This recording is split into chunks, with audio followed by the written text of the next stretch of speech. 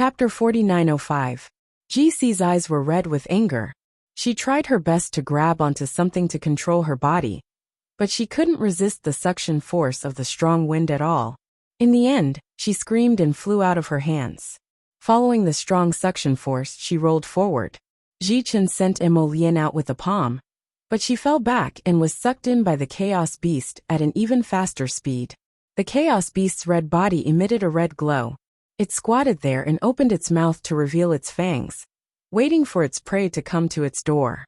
When the two Sin Kingdom cultivators were pulled to its mouth by the suction force, their eyes were wide open in fear.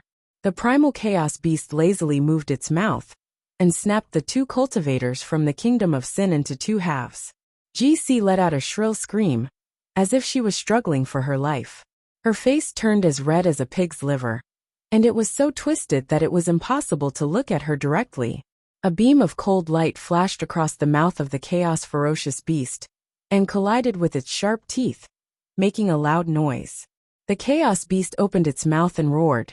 The venerable Peach Blossom Immortal's slender body slid past Great Feudal Lord GC and was sucked into the beast's esophagus at the speed of light.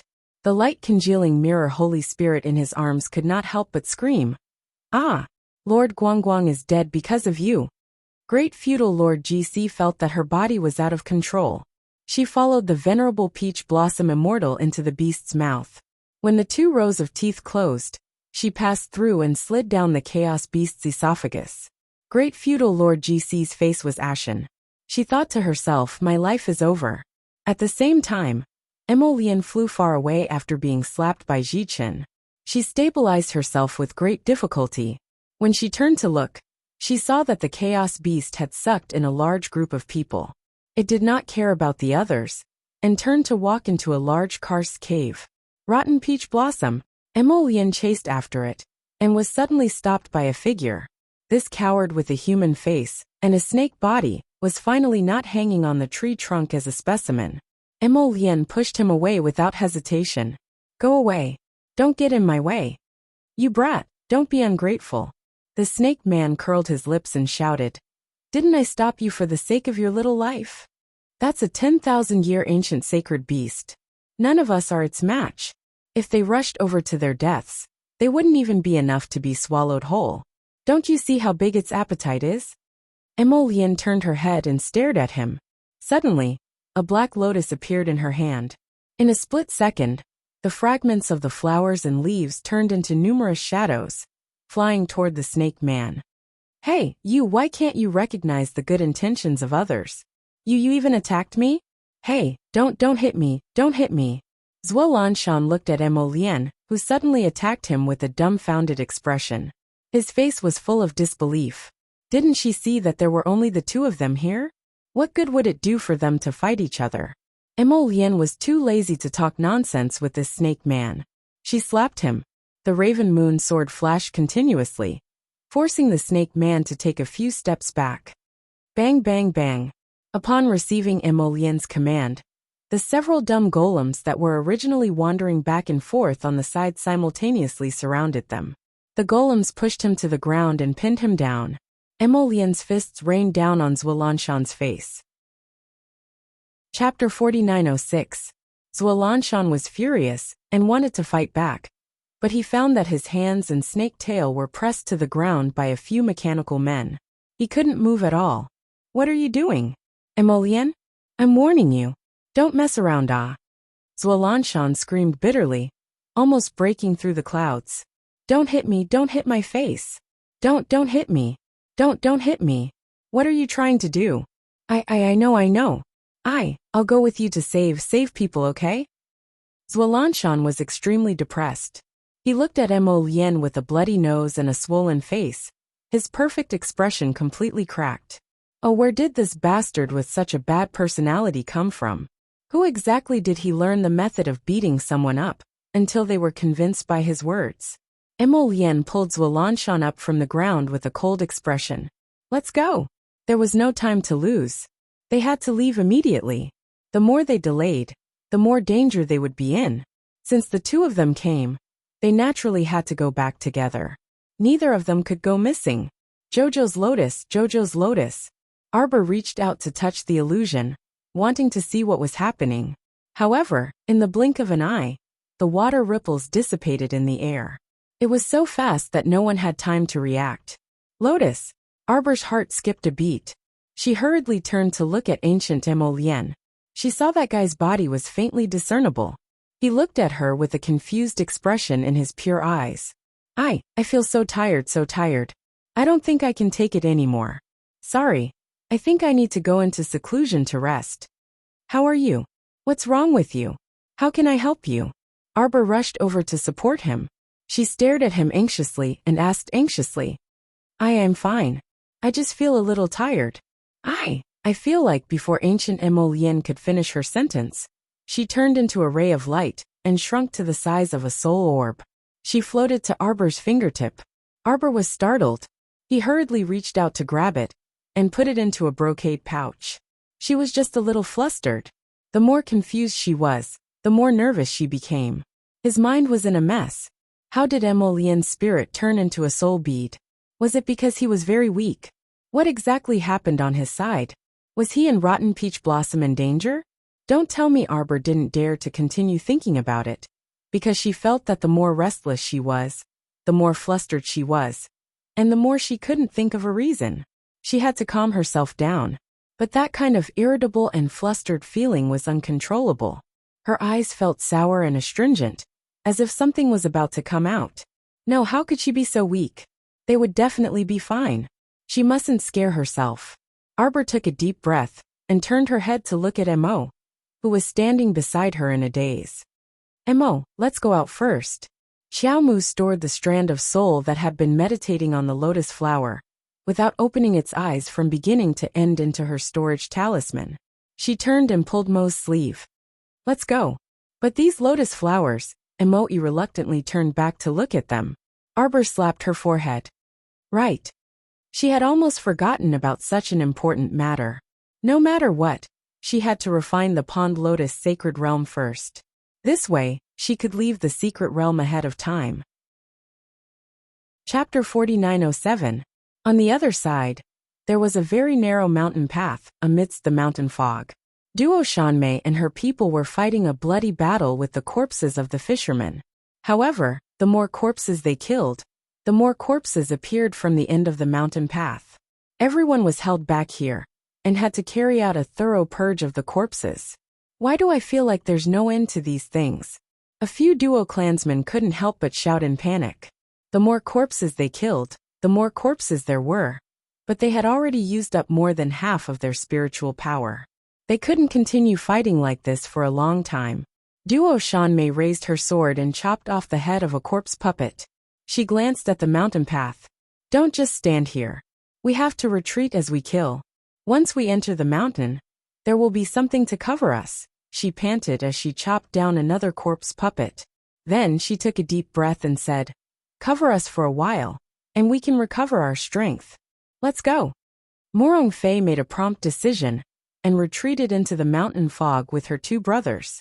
The 20 or so practitioners of the Mu family hurriedly followed the Morong family and retreated into the mountain. These damned corpse puppets, however, continued to surround and attack everyone in a frenzy. Do Xinwu was already regretting it. She didn't expect that the fishermen she saved in Haibin village had already been infected with the corpse poison, and now they had all mutated. If she knew they were so useless, she wouldn't have helped them come to Wangchuan. What a waste of her kindness. Everyone be careful. Don't get bitten by the corpse puppets. Eldest young master Do, second young master, please help treat the injured. All disciples listen up, follow the Morong family. We're going into the mountain. Yun Yunji looked at the mountain with a melancholy face. Little Shimmy said she would be back in 4 hours. How long has it been? I don't know if something happened to her. Morong Fei was also very worried, but she knew it was useless to worry now. Since these corpse puppets were endless, the best way was to take the initiative to avoid them. Go. Up the mountain. Everyone follow, don't fall behind. The group of people fought and retreated, retreating into the mountain fog. At this moment, everyone felt the ground under their feet shake. In an instant, it seemed like the whole ground was shaking. What's going on? Why do I feel like the scenery in front of me keeps swaying? Don't you feel the same way? The tree in front of me is really swaying. It's not the tree that's shaking, it's your entire body. Everyone looked at each other. Sure enough, they found that the other party was swaying uncontrollably, unable to control themselves at all. Duo Shanmei tried her best to stabilize herself. What's going on? Why was the earth shaking? Could it be that another ferocious beast is coming out? Shut up. The others all rolled their eyes at her. The ichthyosaur from before had already caused all of them to be on the brink of death. If something like a holy beast were to appear now, they would really be powerless to reverse the situation. Miss Morong, why aren't you nervous at all? What do I have to be nervous about? Anyway, it's not like I'm the only one swaying. Everyone is swaying. Everyone was speechless. What he said seemed to make sense. Are we still going up the mountain in this situation? A member of the Duo clan could not help but ask. Why are we still going up the mountain? Haven't you noticed that the scenery in front of you is slowly fading away?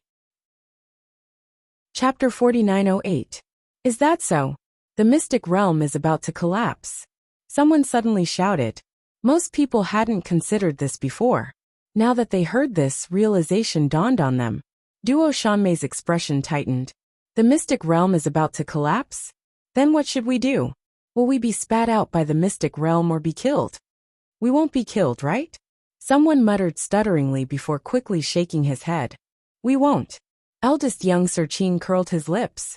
Why are you panicking? You're all like headless flies when you encounter such a small matter. Don't worry, it should be fine.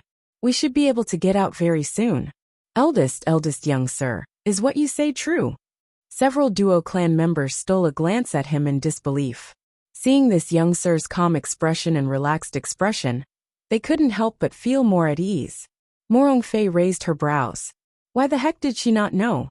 She actually had a strange premonition that the collapse of this mystic realm seemed to have a lot to do with her little junior sister. After all, her little junior sister had been missing for so long. Who knew what she was doing in secret? It seems to have stopped. Do Tingqi heaved a sigh of relief and patted his chest. Fortunately, it seems to be a false alarm. Just as he finished speaking, his entire body suddenly fell down. As a result, he was completely defenseless. He instinctively let out a cry of surprise before disappearing from everyone's sight.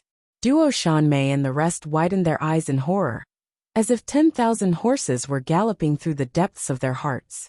They hadn't even freaking finished speaking, and he was already gone. The scenery before them was like layers of fine silk, twisting and turning. Everyone couldn't help but sway uncontrollably as they cried out in alarm. Eldest young Sir Qin's expression remained calm as he waved the folding fan in his hand. He said with a grin, "No need to panic. We're just going out a little earlier. Take care to protect yourselves. Just don't get warped by the space here." What do you mean? Could it be that the space would warp when they went out? Would they die if they were careless? Damn it, who on earth made this happen? How could a mystic realm collapse all of a sudden? Elder brother, be careful. Morong Fei took a deep breath. She felt her body move and was pulled out uncontrollably. The scenery in front of her eyes changed, and she once again stepped onto the beach of Lotus Pond Island that was covered with fine gauze. Layers of waves approached from afar, slapping against the nearby reefs, making gurgling sounds. After the two Duo clan members were teleported out, they stood there in a daze. When they heard the sound of heavy breathing from behind them, they turned around and saw two zombies with rotting flesh hanging from their faces. They were rapidly charging towards them from behind. The two Xiozha raised their swords and chopped off the head of the corpse puppet. They exhaled deeply. The two of them gripped their swords and raised their heads to look ahead. They saw the little stoic standing in midair, and they didn't know when she had appeared in that place. Floating in front of her was a sparkling and translucent orb.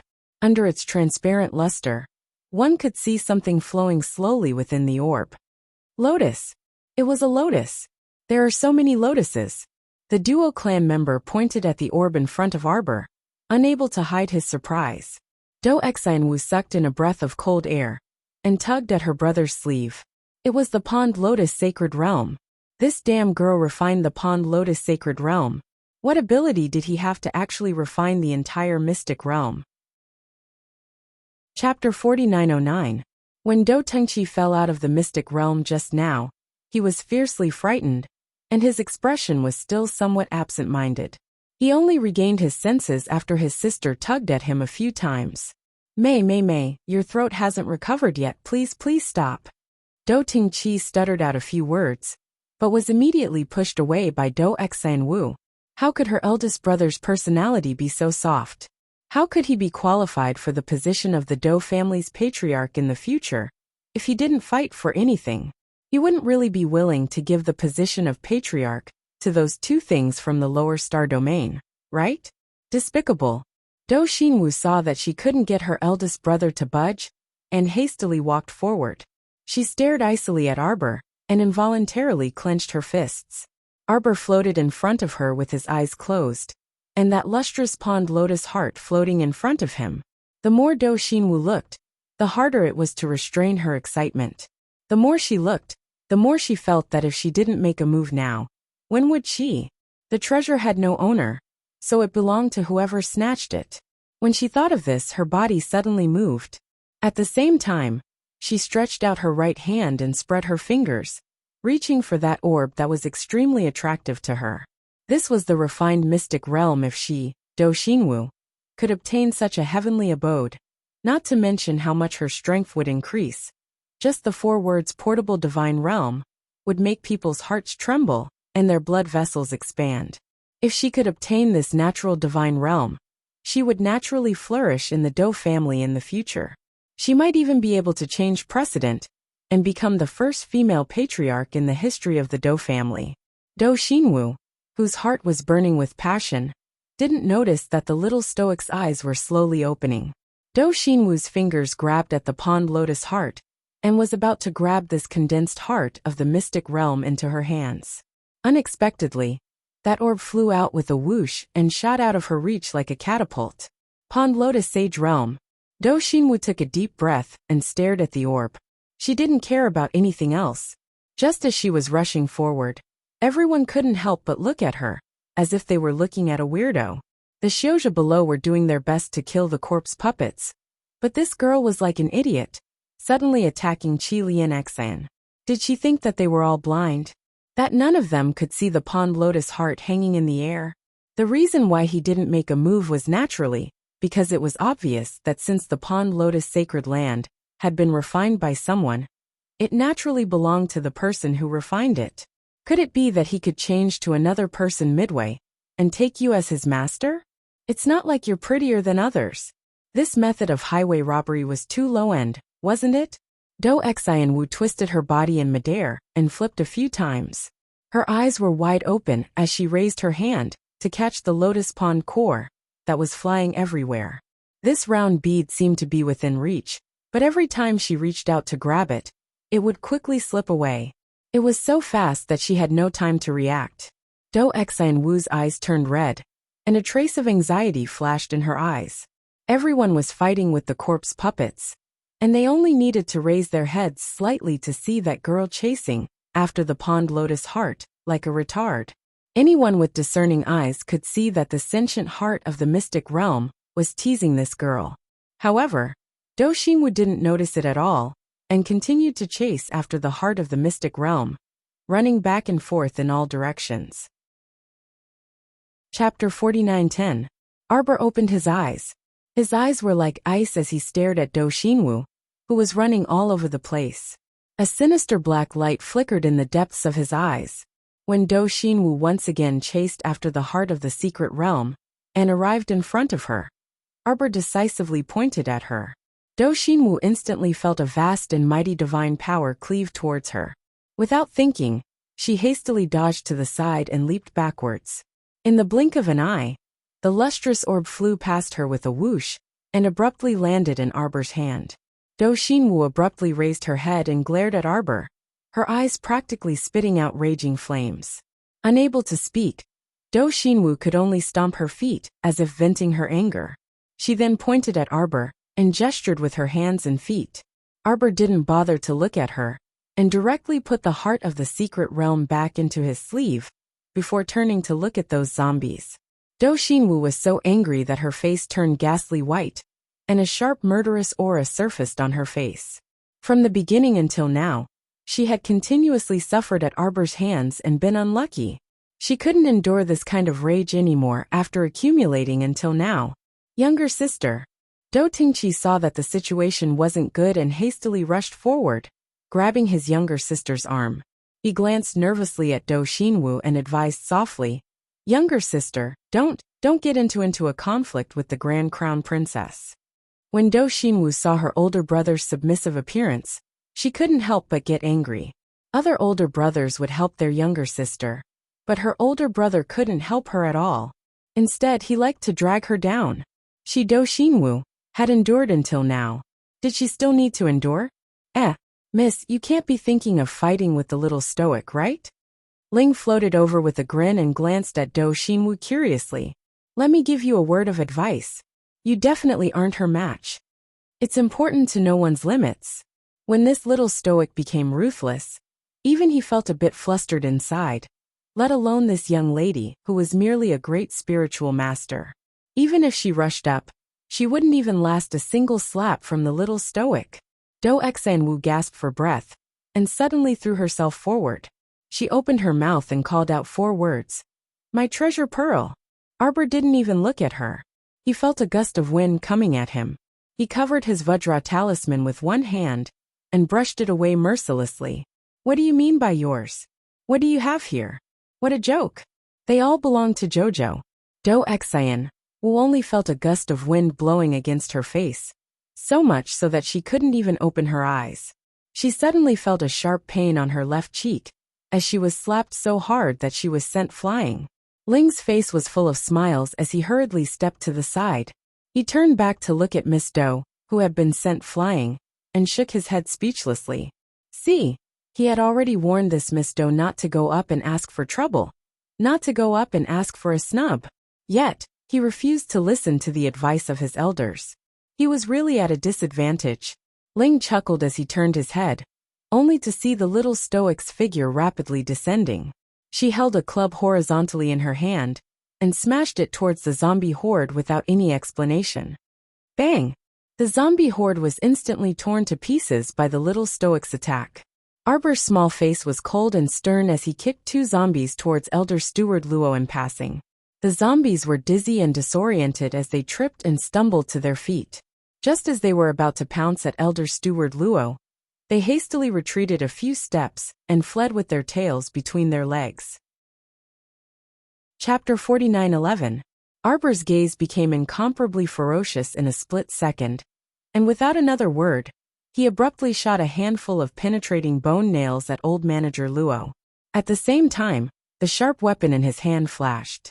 "Get out of the way." Young Master Omega Kotoku had been paying attention to the little girl's movements the entire time, and he couldn't help but be shocked when he saw her actions. Bang!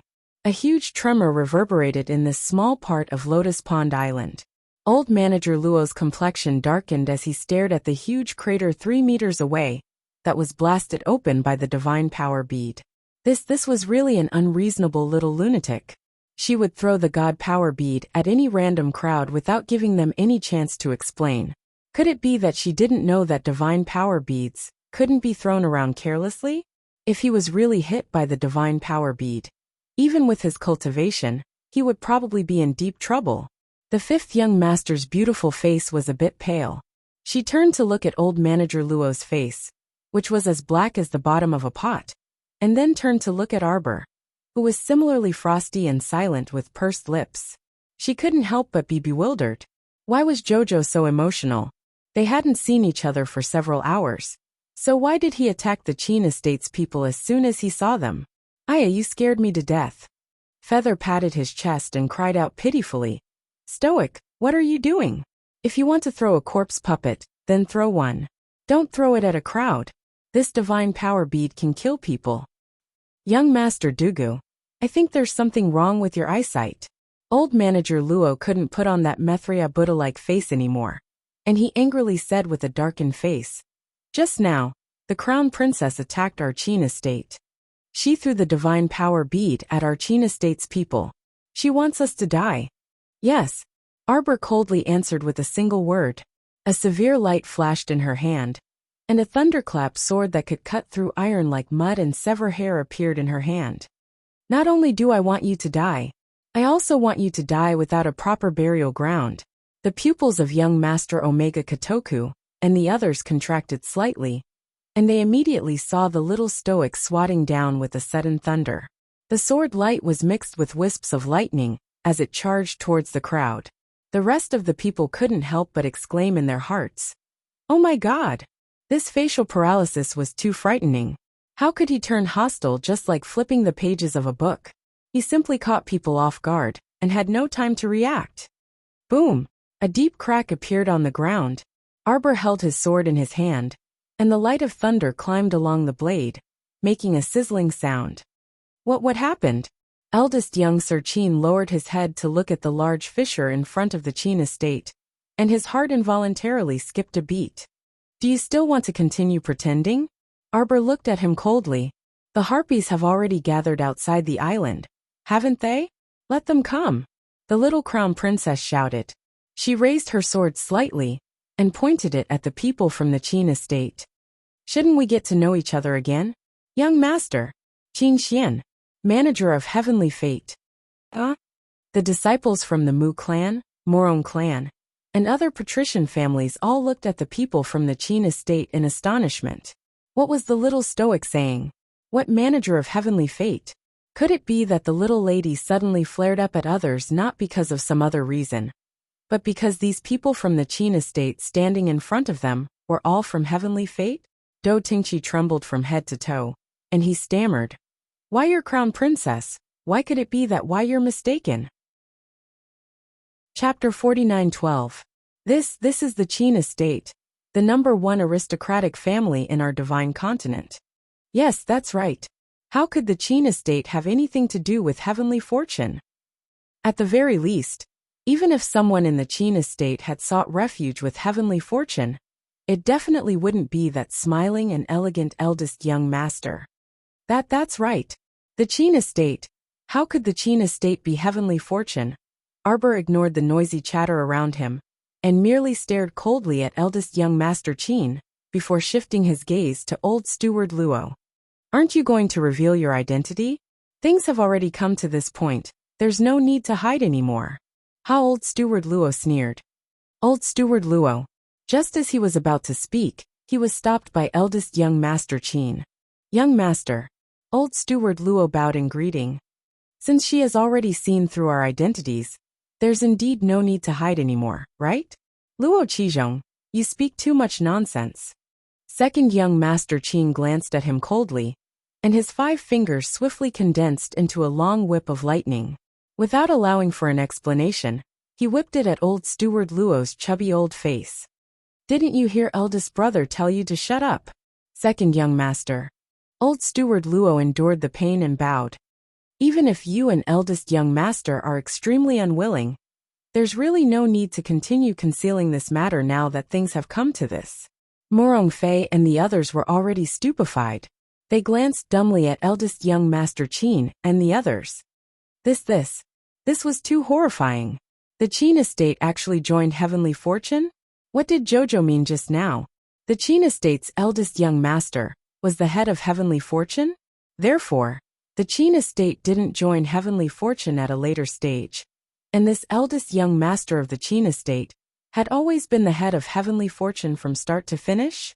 No, that couldn't be. Everyone cast bewildered glances in the direction of the Qin estate, sizing them up. Looking at Grand Duke Qin and Ziqin's second young masters, they truly looked like elegant young masters in a chaotic world. It was truly hard to associate them with those filthy zombies. Looking at those zombies, and then looking at these young masters, it was truly too difficult. Jojo. Eldest young Master Qin suddenly chuckled softly and winked at her. Why are you so smart? You won't grow up.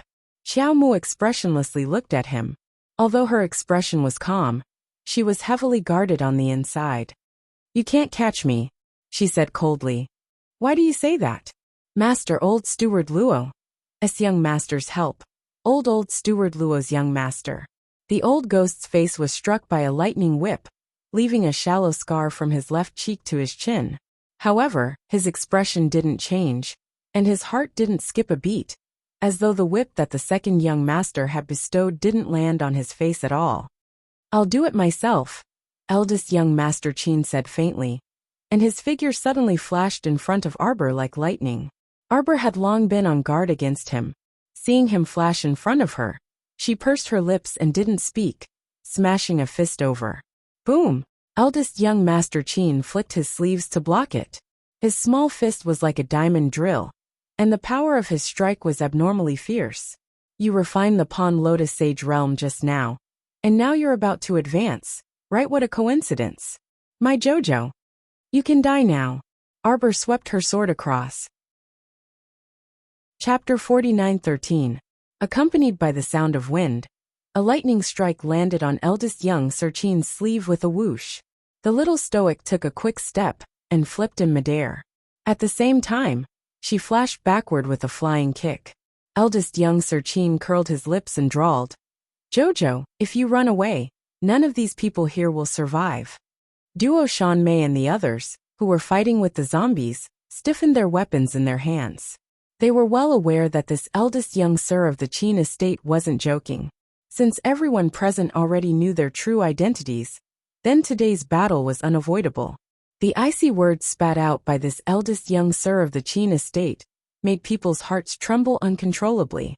Duo Shanmei clenched her sword and hacked apart a zombie.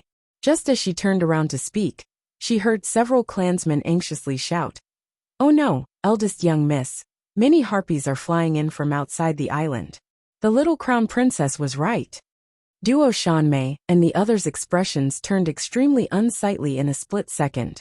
It looked like the Qin estate's eldest young sir and his party were planning on keeping all of them here.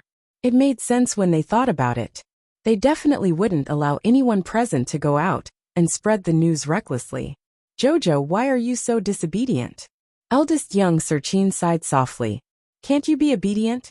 Arbor couldn't be bothered to waste words with this person. He used 1,000 lightning phantoms, and tens of thousands of lightning bolts scattered across the sky, directly blasting several enormous holes in the ground. "Go!" the little stoic shouted coldly.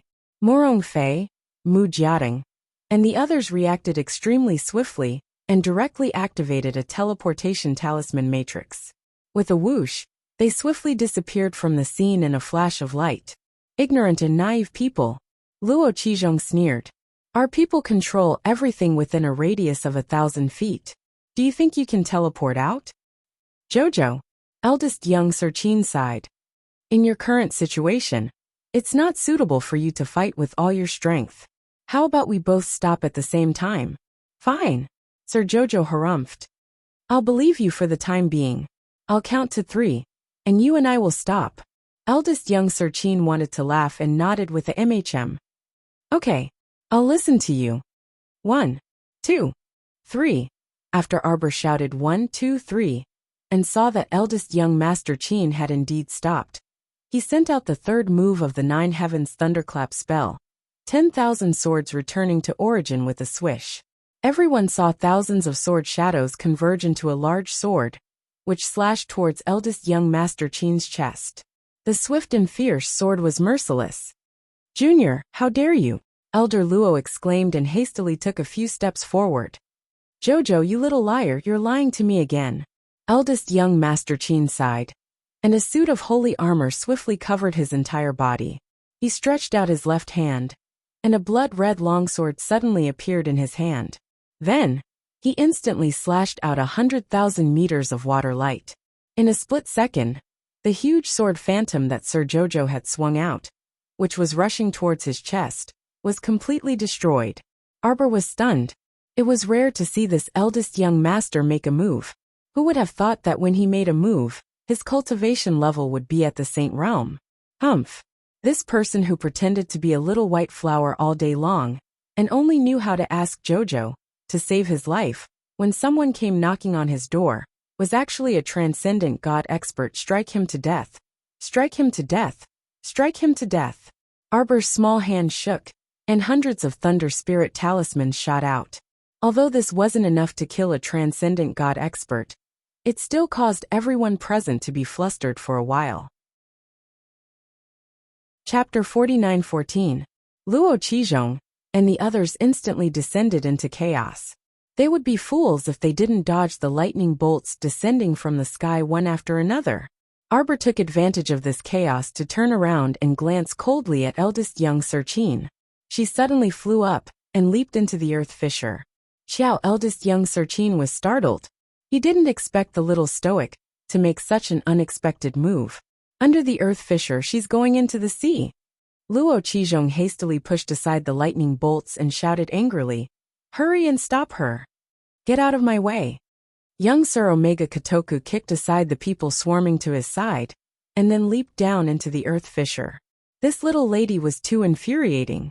Her brain turned quickly, and her thoughts were nimble and ever-changing. She was abominably wicked. No wonder she repeatedly destroyed the island during the battle earlier, and created deep pits and fissures.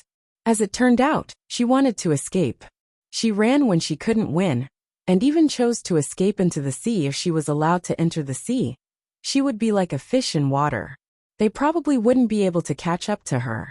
Arbor jumped into the earth fissure. As she fell, she could faintly hear the sound of flowing water. Her judgment wasn't wrong. This place was indeed connected to an underground water vein. Very soon, she would be able to. When she heard the sound of the wind, Arbor looked up, and her expression changed slightly. She saw a black figure rushing toward her at extreme speed. "Go to hell, you damn swindler who just won't leave." Arbor shook out the last 3 god power beads from her storage talisman and tossed them all at him. Boom, boom, boom. Loud noises reverberated in the narrow earth fissure. The stone fissure on both sides collapsed toward the middle and closed up, barely blocking Qin Xian's path. In the blink of an eye, Xiaomu accelerated downwards at a speed comparable to light. Bam! Qin Xian's face was filled with cold fury. She slapped away the stone wall in front of her, and swiftly tore down the obstacles in front of her, before swiftly chasing down the earth fissure. Soon, Sir Jojo would be able to enter the sea soon. Whoosh! A black figure flashed by and grabbed Arbor's arm, as she jumped into the water. The little stoic only felt a burst of pain on her arm, and her entire body was pulled around by Sir Omega Kotoku, in an irresistible position. Boom! The passageway below was shaken by the second young master's palm strike, causing rocks to roll and collapse. Meeting his pair of eyes that were as black as a serene pool, and brimming with severity, Xiaomu tightly pursed her lips and glared angrily. "Get lost! Am I indulging you too much?" Omega Kotoku grabbed her arm and said angrily, "Aren't you worried that you'll get hurt if you act so recklessly?" "Who's fooling around? Your whole family is fooling around." Arbor angrily tried to pull his arm back. "It's none of your business whether I'm injured or not. Don't you think you've gone too far? What was this person trying to do by haunting them all the time? Back at the Royal Academy, your father didn't send people to kill me entirely, because I killed one of your doppelgangers. He wanted me dead. He wanted me dead more than once. It was because I hindered the heavenly fortune and blocked your path, right? Regardless of whether you believe it or not, I never thought of harming you from beginning to end." Qin Xian stared at her with her dark eyes and said each word clearly. "Jojo, why aren't you willing to believe me just this once?" "Believe you?" Arbor's watery eyes were filled with boundless fury. Chapter 49:15. "If I believe you, I'll die without a burial ground again?" She angrily flung her hand away. "Let go." Omega Kotoku naturally wouldn't let go of her. He took a step forward and tightly gripped her arm. "Jojo." Starlight seemed to scatter in that pair of pitch-black eyes. "Xiao Xiao." He called out to her in a low voice, as if he had called out to her in such a gentle manner many years ago. Aren't you just a little trash, a little slave?" Arbor's gaze contained a hint of provocation as he coldly looked at him. His lips curled up in a mocking smile. That pair of beautiful eyes was really too cold. It was so cold that Omega Kotoku couldn't help but shiver slightly, a hint of fear rising in his heart. No. She wasn't a little trash, nor a little slave. She was his Jojo. He had never thought of her this way in his heart. Never, not even once. This is Lotus Pond Island. Big Brother has already set up an inescapable net. You won't be able to escape. You guys are really capable. Arbor coldly laughed as he fiercely shook off his hand and glanced down. He saw that the passageway that led to the underground water had already been destroyed by Omega Kotoka's palm. It was temporarily impassable. I want to find a place to go into seclusion. All right, as long as you don't plan to escape and leave my side, you can do whatever you want. Omega Kotoka thought to himself. Young master. Young master. The collapsed rocks above were moved away by a group of people in a flurry. The fifth young master's slightly pale face appeared amidst the layers of light and shadow, and his fawn-like eyes stared unblinkingly at Xiao Mu. Arbor couldn't be bothered with anyone else, and directly jumped up. He heard Dugaling laugh as he said, Aya Jojo, are you hurt? Are you alright? Arbor's face was cold as ice. He didn't say a word as he turned around and walked a few steps. Just as old steward Luo was about to draw his saber, he was glared at by the second young master. Damn it! Were they going to let this troublemaker continue to stay on their ship? Old steward Luo put away his saber and glanced at Arbor. He quickly put on the smiling Methria face and asked, Second young master, do you have any orders? Omega Kotoku refused to speak to him at all. He ordered, take everyone back to the ship first. Duo Shanmei and the others also wanted to fight them to the end, but unfortunately, the other party had mobilized tens of thousands of harpies. When they saw the formation, they knew that they had no chance of winning and could only surrender. The disciples of the aristocratic families trembled as they were escorted onto the ship. They stood on the deck and looked at each other. They didn't even dare to breathe loudly. Let's go. A few low reprimands could be heard. The whip swung down heavily. Mu Jiating raised his hand to block it for Mu Wuzi, leaving a bloody mark on the back of his hand. Arbor was walking to the cabin door on the second floor. When he turned around and saw this scene, fury ignited in his eyes. Isn't it enough that you've captured them? Family head. When the Mu family disciples heard Arbor's voice, they hastily looked up. They saw their young family head leaning over the railing and looking at them. It turned out that their family head also couldn't escape. The hearts of the Mu family disciples sank slightly. Who told you to attack? Omega Kotoka still wanted to reconcile with the little stoic, so he naturally didn't want anyone to offend her. These insensible things just had to attack people from the Mu family of all people. Chapter 49:16. No matter how useless the Mu clan was, they couldn't do anything in front of the little girl. Only the little girl could do anything to them. No one else could. Under the second young master's sharp gaze, Dugaling blinked his eyes and flew forward with a smile on his face. With a smile, he stretched out his hand and slit the throat of the Heavenly Fate sect disciple, throwing him into the sea. The group of aristocratic children standing on the deck were all startled and subconsciously shrank a little towards the center. Attacking just like that was too scary. If he was so cold-blooded to his own people, then what about these disciples? In the eyes of the young master Omega Kotoku, killing them was no different from killing a chicken or a duck, right? Arbor turned and entered the room. She needed to go into seclusion right now. Eldest Qin was right. She had just finished refining the Pond Lotus Sage realm, and had too much divine power in her body. She needed to digest and absorb it one by one. It was best not to be disturbed again. Arbor closed the cabin door and threw out a shielding array around herself before sinking into cultivation. After sorting out the divine power in her body, she slowly guided it into her Dantian's star field. Her star field still looked dim and dark. Clearly she still couldn't enter. Arbor knew that she couldn't be anxious. As long as her divine sense recovered a little every day, it would be better. 3 days later, boom, the sound of a kick came from the cabin door. Arbor had already retracted all the divine power back into her body.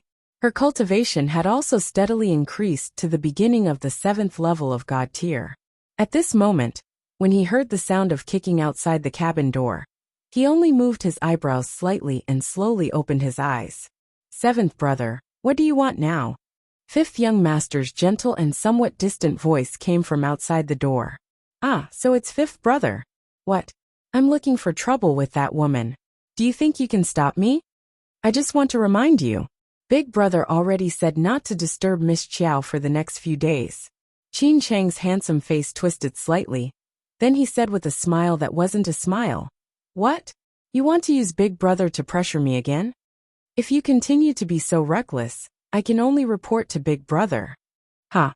Qin Chong pointed at the cold-faced fifth young master, kicked the cabin door hard and shouted, I'm just passing by. They always use Big Brother and Second Brother to pressure him. How could a trifling good-for-nothing actually have a higher status than him? Seventh young master Qin in the clan. Big Brother actually trusted him more than himself. How hateful. He would let this brat be proud for 2 more days. He remembered that Big Brother and Second Brother would be making a trip to the Forgotten River clan in 2 days. At that time Humph, the fifth young master looked back at the seventh young master worriedly and frowned slightly. Should he inform Big Brother about this matter? She felt that seventh brother was looking for trouble again. The cabin door was suddenly pulled open.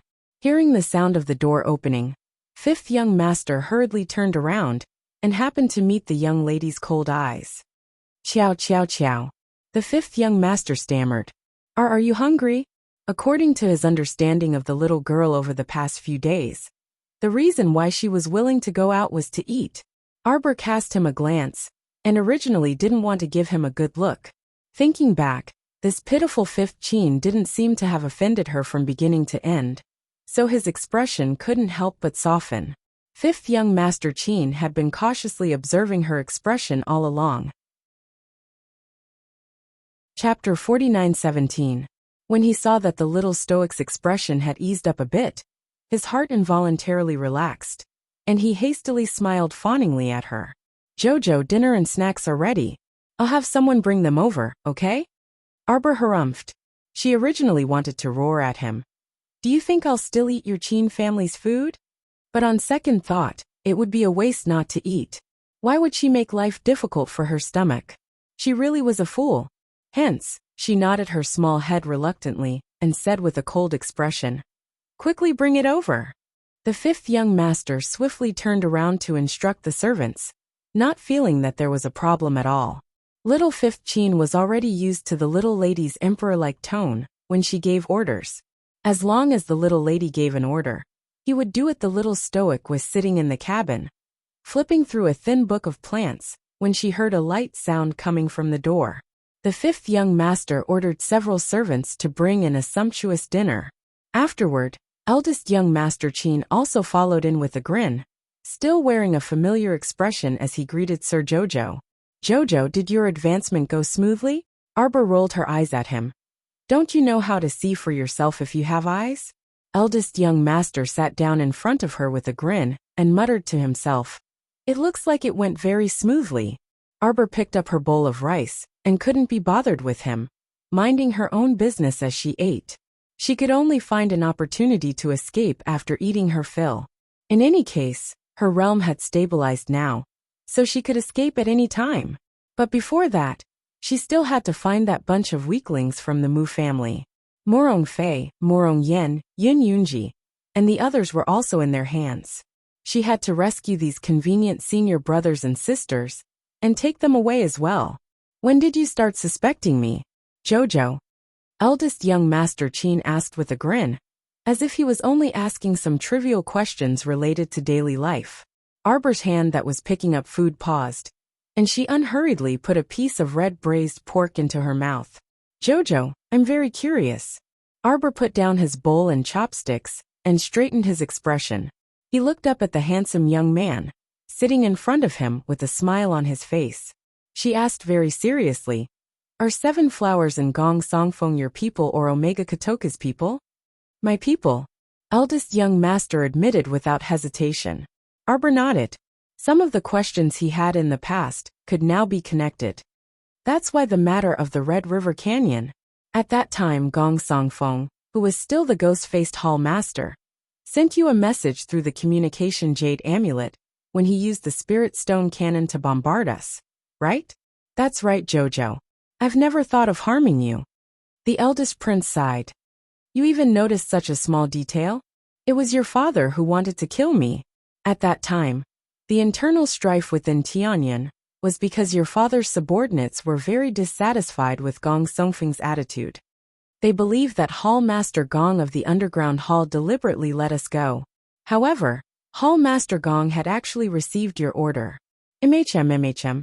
The eldest young master nodded repeatedly like a chick pecking rice. I was the one who ordered them not to harm you. Arbor didn't appreciate it at all and glanced at him coldly. You're really good at pretending. Even I was kept in the dark by you all this time. I only saw through your identity recently. Of course, perhaps it's because there's a worrisome manager Luo by your side, and he deliberately let me see through your identities. Chapter 49:18. Eldest young sir raised his brow with a smile. The little stoic ladled a bowl of soup for herself, and only put it down after finishing it. She glanced coldly at eldest young sir and said, Don't you think it's a coincidence? You and second young sir would always show up on time, every time zombies appeared. Did you want to see with your own eyes how big the scene your organization created was? When we were cleaning up Jiaozhong base, you came along. You killed the corpse puppets and chopped down the nightingale birds. Who would have thought that this young master, who worked hard to kill evil creatures, was the true master of the Heavenly Fate Underground Hall? Arbor sneered. Actually, you just wanted to inspect the situation that time, and see how things were progressing, right? When the water source was contaminated, you even discussed it with us. Actually, you were well aware that you were the one who ordered the contamination of the water source, right? Eldest young Sir Qin hastily shook his head. That's not it. You've wronged me in this matter. Second younger brother sent people to do it. The inspection wasn't false. I wanted to see how second younger brother's subordinates were doing. Arbor sneered. When we were heading to the Sun Moon secret realm, you sent people to ambush us in the crevice of the Red River Canyon. Now that I think about it, you disappeared for a long time back then. When you reappeared, you were injured, so Qinzhou brought you here for treatment. This was all part of your plan. Jojo is so smart. Arbor glanced at him. Later, when we entered Phoenix Forest for practical experience in the Heavenly Fate ranking preliminaries, we encountered tens of thousands of man-eating bees. It was actually your Heavenly Fate Underground Hall that attracted them, right? However, you and Omega Kotoku were both in our team at that time, so why did you help us? Was it also to conceal your identity? Of course not. Eldest young Sir Qin looked at him with a grin and said matter-of-factly, It was because of you. Jojo wanted to protect those students from the Imperial Academy, so how could we disappoint you? Arbor couldn't be bothered with this guy's frivolous banter. For me? After that, a large group of harpies came to attack us under Gong Songfeng's lead? You weren't there at that time. You guys were late until the matter was over. At that time, I really didn't suspect you. Duan Yu seems to have gone on his way before I did. I remember that Duan Yu even said to you, It's too much of a coincidence. You guys came right after the matter ended. Now that I think about it, I'm still not sharp enough. I'm not good at connecting the causes and effects of these events. Eldest young Sir Qin hastily shook his head and praised. Jojo is already very impressive. When we met again this time, he was constantly on guard against me. Eldest young Master Qin sighed. If Jojo hadn't buried so many Thunderfire bombs on the original pleasure boat, I wouldn't have had to risk 100,000 gold coins to summon the carcass sharks and destroy the original boat with the help of the storm, so that everyone could change boats. Wouldn't Jojo be even more suspicious of me now that we've changed the boat? Xiaomu gazed at her coldly. I trusted my own judgment too much. I do suspect you, but that's all. At that time, she didn't know whether it was a coincidence that eldest young sir and the rest saved her while she was drifting in the river of forgetfulness, or whether it was this eldest young sir's meticulous plan. After that, they kept finding all kinds of reasons to keep her on the boat, so she became increasingly suspicious. But if this suspicion was confirmed, she would have detonated the Thunderfire bombs long ago. Chapter 49:19. Who manages Flying Paradise? You. Arbor suddenly asked coldly. Flying Paradise's Hall Master Mu and Star-Plucking Hall's Dugaling are both under second younger brother. Eldest young Sir Qin winked at Arbor in amusement. Of course, he wouldn't tell her too much.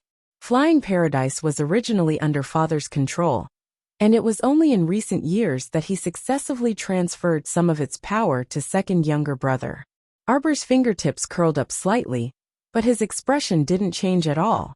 So in her previous life, the reason why young Sir Omega Kotoku would appear in that ghastly hell and carry her out of the confined little laboratory was because it wasn't a coincidence at all. Fan Chioha was Mu Qingya's subordinate, and Mu Qingya was this second young Sir's subordinate.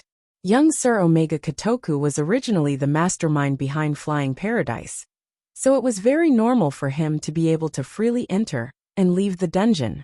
To think that she was so grateful to him, worshipping him, and revering him like an idiot back then. Sure enough, everything was a huge scam. Jojo, do you have any other questions? Eldest young Sir sat across from her like an obedient child, quietly waiting for the little girl to continue asking questions.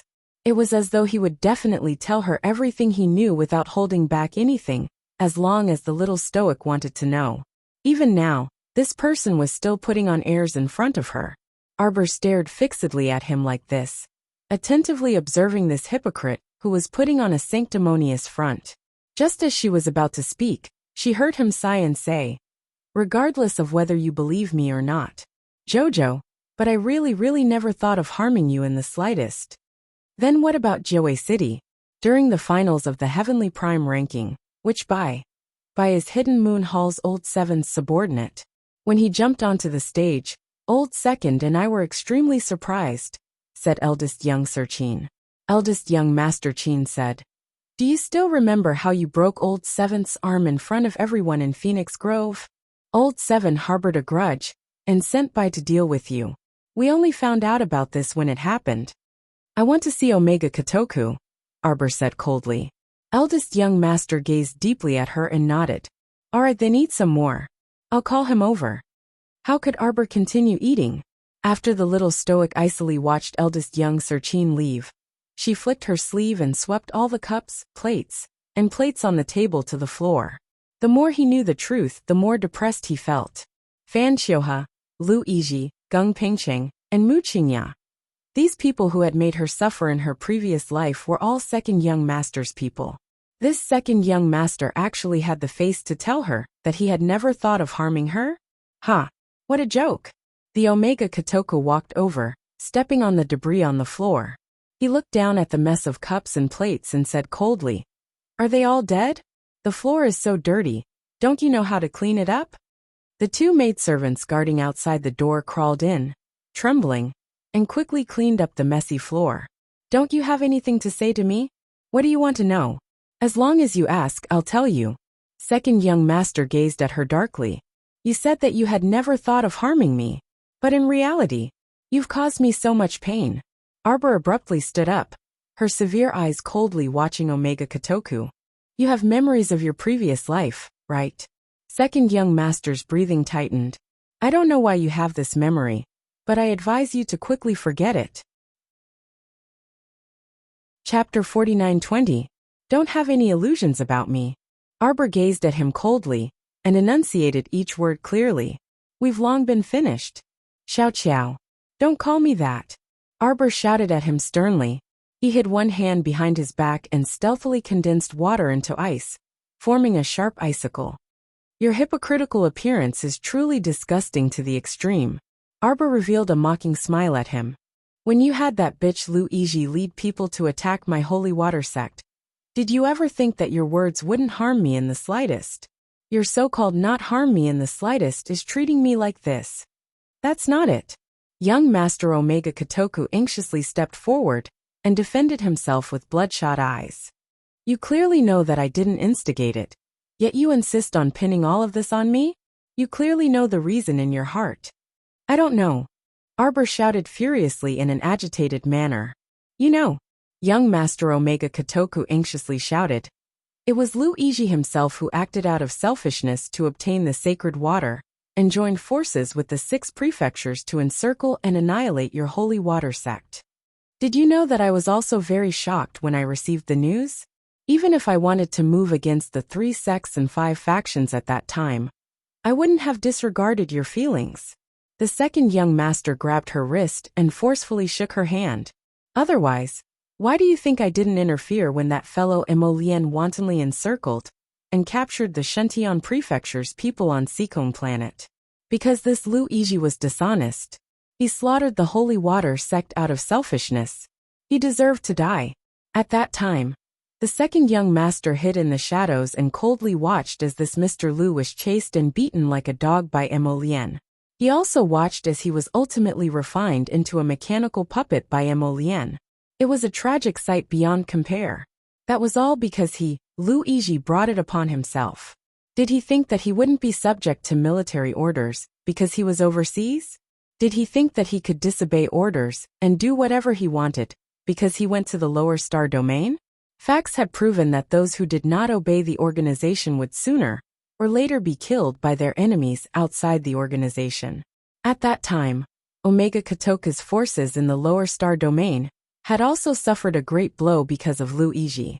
If it weren't for the Rakshasa Ghost sect, he might have even lacked manpower to handle matters.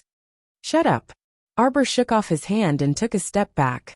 He grabbed the small round table behind him with his right hand and tried to calm himself down. With Lu Iji's status, he couldn't have come into contact with me at that time. Lu Iji only interacted with my foster father in the lower star domain because he coveted the pills my foster father gave him. Lu Iji wants the sacred water. Even if he obtains it, given his selfishness, it's impossible for him to tell me. The person he sent was one of my foster father's men. That's why you picked up an iron plate from the Qin estate.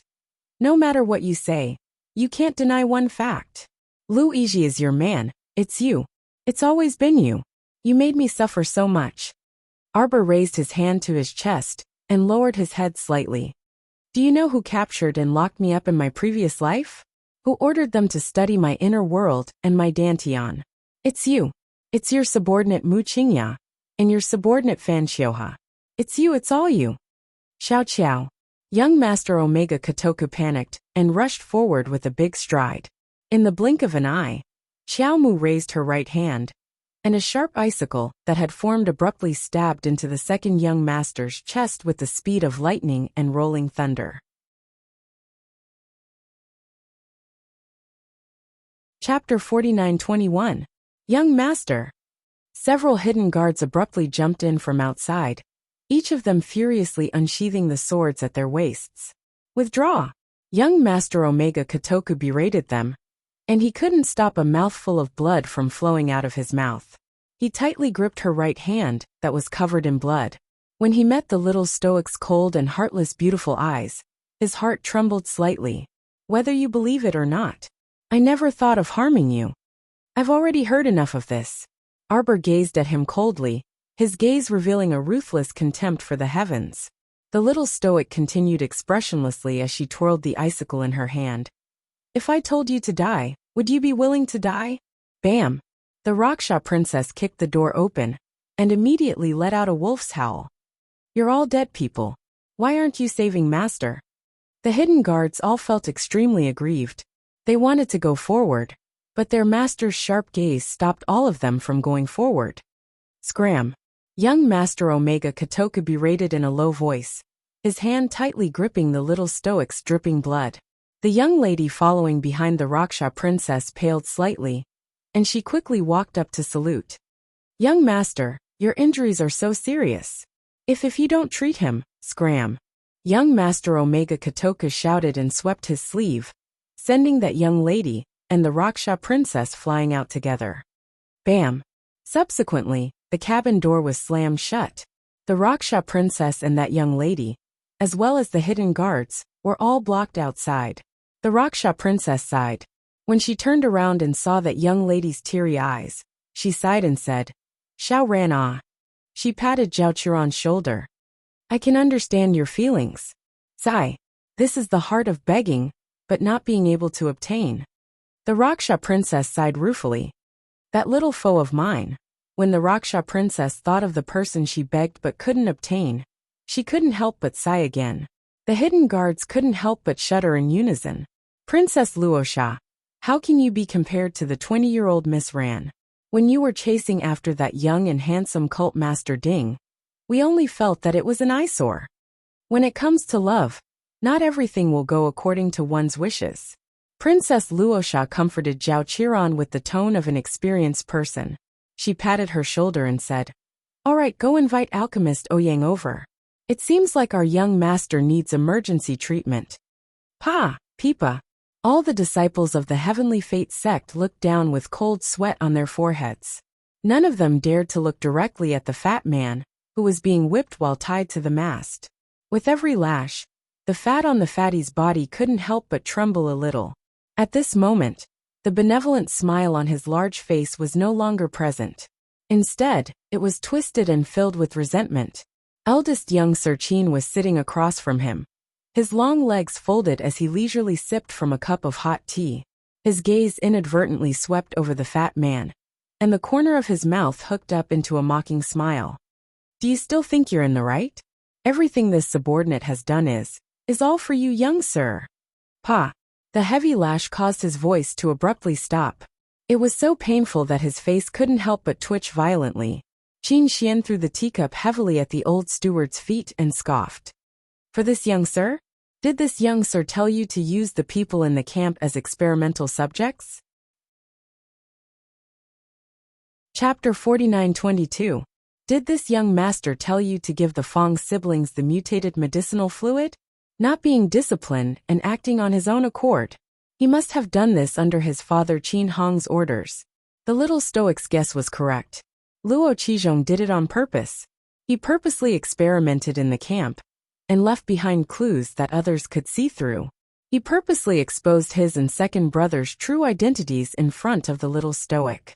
This person was disloyal to him, so it looked like he couldn't be left alive. Old steward Luo shuddered, sensing that the eldest young master wanted to kill him. He hastily cried out, eldest young master, this subordinate didn't betray you. This subordinate truly did this for you, young master. Young master, didn't you notice? You and second young master have repeatedly made exceptions for this stoic. If this continues, this stoic will definitely spoil my heavenly fortune. Besides, she formed the allied army of the 3 provinces to deal with us. How can this subordinate tolerate this kind of person continuing to exist? He could only hate that the Fong siblings were truly useless. None of them could deal with the stoic. On the night that the Fong family's little brother mutated, you were the one who hid outside Xiao Qiao's tent and ambushed her with poison. Eldest young Master Qin asked faintly as he looked at him icily. Luo Qizhong stiffened his neck and nodded stiffly. Precisely. He hated that stoic. She was so guarded and didn't follow the rules at all. If she had discovered the cup was poisoned that night and chased after him, he would have had a way to secretly deal with this damn girl. Unfortunately, she hid in the camp and used formations and concealed weapons to deal with him. As a result, she alarmed the 2 young masters. You poisoned her? Eldest young Master Qin sneered. Don't you know that she's a great pill alchemist? This was a little oddball who could challenge those above her level and kill a god-rank pill alchemist. The ignorant are fearless, and the ignorant are ill-informed. The eldest young master glanced coldly at Luo Qizhong. A hidden guard immediately leaped forward and raised his hand to slit old steward Luo's neck. Stop! A shout cut through the air. An air transportation spirit tools cabin opened, and the Qin estate's patriarch, Qin Hong, led several dozen subordinates and jumped down from the cabin and landed on the ship's deck. Qin Xian, you're really becoming more and more outrageous, Qin coldly reprimanded. For that woman, you actually dared to kill your old steward who had followed you for more than 10 years. Eldest young Sir Qin gazed coldly at his father. Since father has taken a liking to this person, then bring him back. There's no need for him to continue to be a spy by my side and ruin the relationship between you and me. I don't need anyone who isn't loyal to me. Eldest young master. Disappointment appeared on Luo Qizhong's chubby face. The eldest young master was still too soft-hearted and too lenient towards that damn little stoic. No wonder the patriarch was extremely vigilant towards that stoic face and secretly ordered him to find an opportunity to kill that stoic face. Now, it seemed that this stoic face's influence on the 2 young masters was too great, and the family head couldn't afford to be vigilant. Qin Hong stared at Qin Xian for a long time, his eyes flashing slightly. He pretended to sigh helplessly and said, "You and Exiner have grown up. All these years, father has not been able to teach you well. Forget it. You can do whatever you want, but you mustn't ruin ancestors' grand plans. Otherwise, even father won't be able to save you too." Chapter 49-23. Old Luo, since eldest young master doesn't need you here anymore, you can stay by my side for the time being, family head Qin said indifferently. It just so happened that his right-hand man, a Gue, had been killed in Yin City by that ruthless little emperor of Tsang province. He truly lacked capable people by his side, so he could trust old Luo's ability. Luo Qizhong had escaped death, so he naturally wouldn't have any objections to family head Qin. After he was untied, he hastily knelt down and kowtowed to eldest young master before silently retreating to stand behind family head Qin. He lowered his head and looked submissive. Qin Xian didn't say anything, but his gaze swept coldly over Luo Qizhong. Eldest young master was helpless when his father insisted on protecting steward Luo. At present, it wasn't to the extent of falling out with his father over such a trivial matter. "Where's Exiner?" Qin Hong looked around and asked with a smile. "I heard that you captured many elite disciples from various patrician families this time. Well done." Qin Xian stood with his hands behind his back and glanced at the unmoving eldest young master Qin. "Father will go with you to Wangchuan clan's territory on this trip." Eldest young master Qin glanced at him indifferently. "Father can resolve the matter of Wangchuan however you want. But please don't interfere with my matters in the future." Hearing his eldest son's insinuations, Qin Hong's eyes flared with anger, and he suddenly raised his voice. "Speak clearly. For example, sending people to deal with facial paralysis by every possible means. You've assassinated and poisoned them. Father, please stop." Qin Hong flew into a rage and pointed at his son. "That's right. It was father who ordered steward Luo to eliminate that Qiao woman. Her existence will only cause you brothers' minds to wander. This woman can't accomplish anything but spoils everything. She absolutely can't be left alive." Qin Xian sneered. "Then why don't you try, father? Will the people you sent die first, or will father be the unlucky one?" Qin Xian was so angry that his face flushed red. He pointed at his eldest son, and couldn't say a word for a while. "Since father has already handed over most of your matters to second younger brother, then you should enjoy your remaining years. Don't spend all your time doing these nonsensical and messy things. That's all I have to say. Father, please go ahead." After Qin Xian finished speaking, he swaggered off with his men, leaving his old father on the deck to stomp his feet, his face livid with anger. Unfilial son. Unfilial son. Qin Hong's eyes were filled with anger. It was as if their father wanted to harm them. Wasn't he doing this for their own good? What good could come out of leaving that stoic face here?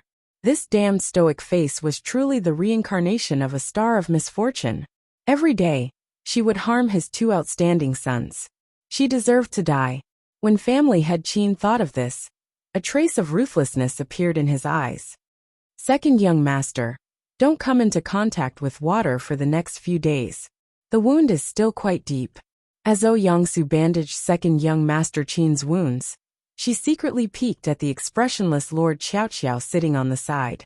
Dugaling's mouth twitched as he thought to himself, "This little girl's bad habit of hitting people the moment she gets angry is really because she's been spoiled. Look at how he stabbed their family's second young master. The heavens took pity on him." Knock, knock, knock. Princess Luosha submissively pushed open the door and walked in. She bowed and said, "Second young master, family head has arrived. He invites you over." "Isn't eldest brother here?" second young master said impatiently.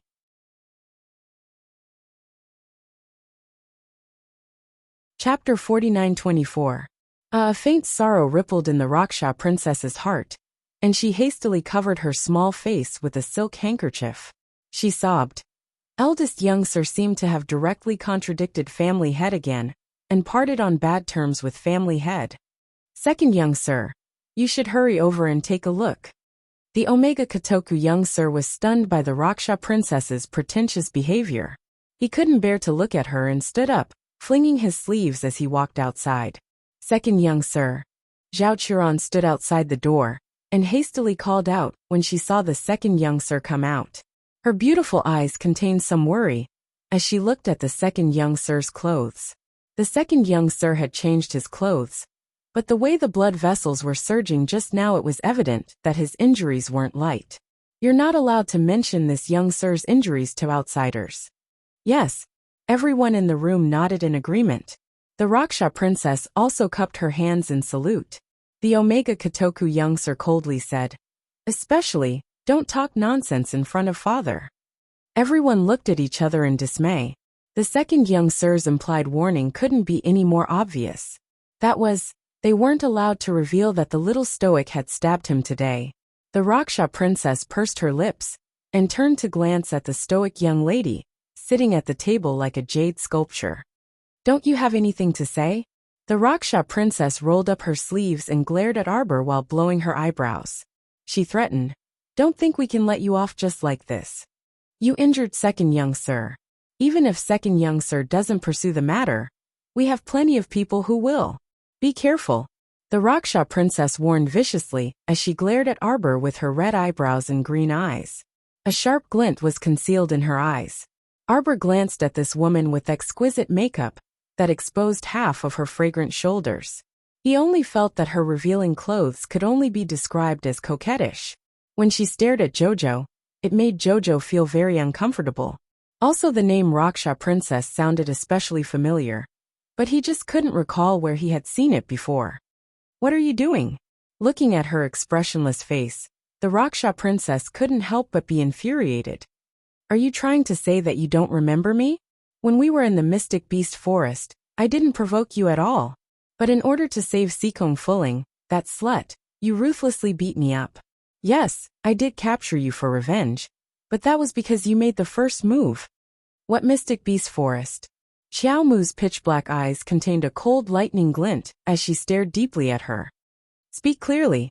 Ding Yun said that he had met her in the Mystic Beast Forest. Sikong Fuling also said that she would meet her in the Mystic Beast Forest. Now this Raksha princess actually said that she had saved Sikong Fuling in the Mystic Beast Forest? What the hell was this? "Stop pretending. You were blind at the time. But at least your brain was still working. And your memory was still there, right?" Arbor expressionlessly looked at the Raksha princess, who was spouting nonsense in front of him. Suddenly, he swung his hand and heavily slapped the Raksha princess's face. This slap sent this old woman flying. She crashed into the opposite cabinet with a loud crash and fell to the ground with a flop. Duga Ling, who had been watching the show from the side, couldn't help but twitch his mouth when he saw this scene. He was just about to remind the Raksha princess that this fierce lady's temper wasn't very good. She was like a firecracker that could explode at any time. You need to be careful with your words. Who knew? Chapter 49-25. She hadn't even spoken 3 sentences yet. I remember now. Arbor's eyes were like cold lightning as he faintly watched the Raksha princess, who was rolling on the ground and vomiting half a mouthful of blood. Before the Raksha princess could finish muttering fuck in her mind, she met the little stoic's chilly eyes brimming with boundless killing intent. Her entire body abruptly turned cold, and she couldn't resist shuddering. This fellow recalled how she captured her in the Mystic Beast Forest and wanted to kill her. But didn't her Ding Lang run over at that time? In order to save this fierce miss, he even beat and scolded her as if his heart had been gouged out. Ouyang Su hastily stood up with his medicine chest, straightened out his clothes, and retreated to Duga Ling's side. This alchemist Ouyang hugged his medicine chest and looked at the fierce miss with a murderous expression, then at the Raksha princess sprawled on the ground with blood dripping from the corner of her mouth. He was conflicted on whether he should treat his colleague. First, the Raksha princess looked a bit wretched right now, so it was very difficult for him to pretend not to see her. Arbor pulled out a jade green vine whip and coldly gazed at the Raksha princess. "You're that sister of Coitus Sex Granny, which on Sikong planet who has the same hobby. The sect master of Raksha Ghost sect who likes to search for men everywhere and use them as vessels to suck their essence and mystic energy." Duga Ling's mouth twitched. He looked at the Raksha princess's dumbfounded expression and felt that this matter should be rather hilarious. The matter the little stoic remembered definitely wasn't the same as the mystic beast forest matter the Raksha princess was talking about. It's not. The Raksha princess looked at Arbor in bewilderment. I'm not talking to you. Why are you talking about Coitus sect? Who's sisters with that old hag from Coitus sect? The Raksha princess couldn't help but panic. What kind of freaking sisterly relationship could she have with that ugly old hag from Coitus sect? Not only was this stoic face blind, she was also an idiot. Why was she spouting nonsense here? She really wanted to slap this stoic face to death. I'm talking to you about the mystic beast forest matter right now. The Raksha princess raised her voice an octave as she shouted harshly. Arbor couldn't be bothered with the Raksha princess and continued. No wonder I felt that your name was so familiar. So it's you. Balon City, you sent people to capture Jojo's lotus. Do you still want to force her to marry you? The Raksha princess stared at the young crown princess in confusion. What the hell? Who wants to marry Jojo's lotus? The Raksha princess knew that she had walked through thousands of bushes without a single leaf touching her body. But at least she was a person with moral integrity. She wouldn't do anything like forcing someone to marry her. When the little stoic said this, her expression didn't change at all. Other than her small mouth smacking as she spoke, her other eyes and eyebrows didn't move at all. No. What do you mean? You still want to deny it? Arbor suddenly stretched out his little hand and showed her one of the rings. Do you recognize it? Defensive Thunder Barrier. Princess Luasha's broken string was reconnected. You remember now, don't you? Arbor looked at her expressionlessly with a cold face. The Raksha princess almost vomited blood in anger. I say, can you not talk to yourself like that? I'm talking to you about the mystic beast forest matter. So why are you freaking talking to me about Balon City? The Raksha princess clapped her hands in anger. How freaking long ago was Balon City? Can you freaking not talk nonsense like this? Why did she feel that talking to this stoic face was so tiring? Chapter 49:26. However, the little stoic's expression was serious. How long has it been since this matter was exposed? You sensual old thing. You want to forcefully seize Jojo's lotus to use as a vessel. Go to hell. The green vine in the little fellow's hand faintly emitted a flickering light. The Raksha princess felt like she was going to explode from anger. What was wrong with this guy? Could he still speak properly with her? It turns out that the idiot I sent to Balon City that time was killed by you. You freaking originally, she simply wasn't aware of this matter. When she lost a top-notch spiritual weapon like the defensive Thunder Barrier, she was so angry that her chest felt stifled, and she couldn't eat. Later, she sent the Snake Beauty, that unreliable fellow, to Balon City to search for the spiritual weapon. But she never said anything after that. She didn't expect it. She really didn't expect it. She didn't expect this spiritual weapon to be taken away by this bandit lady in front of her. And now, she actually wanted to settle accounts with her because of this Balon City lousy matter? If she could curse at this moment, the Raksha princess could curse all 18 generations of Jojo's ancestors as retarded fools. How did they give birth to such an oddball? Without another word, Arbor swung his vine whip at her face. Dugaling speechlessly shifted his position. Jojo, I feel that the Raksha princess doesn't want to talk to you about this matter. Can't you just let her finish her sentence? As a spectator, he felt anxious for the Raksha princess. She clearly didn't want to talk to the stoic about Balon City's matter. But she ended up being scolded by the stoic and inexplicably fell into a ditch. The Raksha princess rolled back and forth on the ground, dodging Arbor's fierce vine whip attacks. At this moment, she didn't know whether she should say 10,000 fuck, as in her mind, what are you doing? An angry shout came from outside the door. The Raksha princess was disheveled and filthy, and her hair was disheveled as she scrambled towards the person outside the door. Family head, save me. Seeing her sorry figure, Qin Hong couldn't help but be infuriated, and he kicked her out. Useless thing. You were actually beaten to this state by a criminal? His sharp old eyes stared at Dugu Ling, who was leisurely leaning on the side with his arms crossed. He scolded angrily. Hall Master Dugu, what is the meaning of this? If a criminal refuses to be disciplined, doesn't your star-plucking hall know how to tie him up and put special shackles on him? Dugu Ling smiled and said, Family head. Second young master didn't give the order, and Ling doesn't dare to go against master's wishes. Bastard! Qin Hong roared with a cold face. His sharp eyes stared at Arbor, as if a fire dragon was about to emerge from his eyes. Arbor, you're too presumptuous. How dare you act so presumptuously after boarding our Tianyun ship? Do you really think we can't do anything to you? Arbor glanced at Qin Hong coldly. Why don't you try? Qin Hong didn't expect her to be so arrogant, and daring to contradict him in front of so many subordinates. Slapping his face in public? His old face immediately contorted in anger, and he waved his hand and shouted angrily, Tie her up! Dugu Ling's eyes flickered, and he spun around to block Arbor with a grin. He flicked his sleeves and said, Family head, this person was left behind by our star-plucking hall. Second young master hasn't given the order, so family head shouldn't casually comment. Chini raised her hand, and a powerful airflow pressed against Dugu Ling. Dugu Ling's body swayed from the impact, and he pulled the little stoic back several steps. Chini wanted to attack again in her fury, but second young master suddenly appeared and called coldly, Father.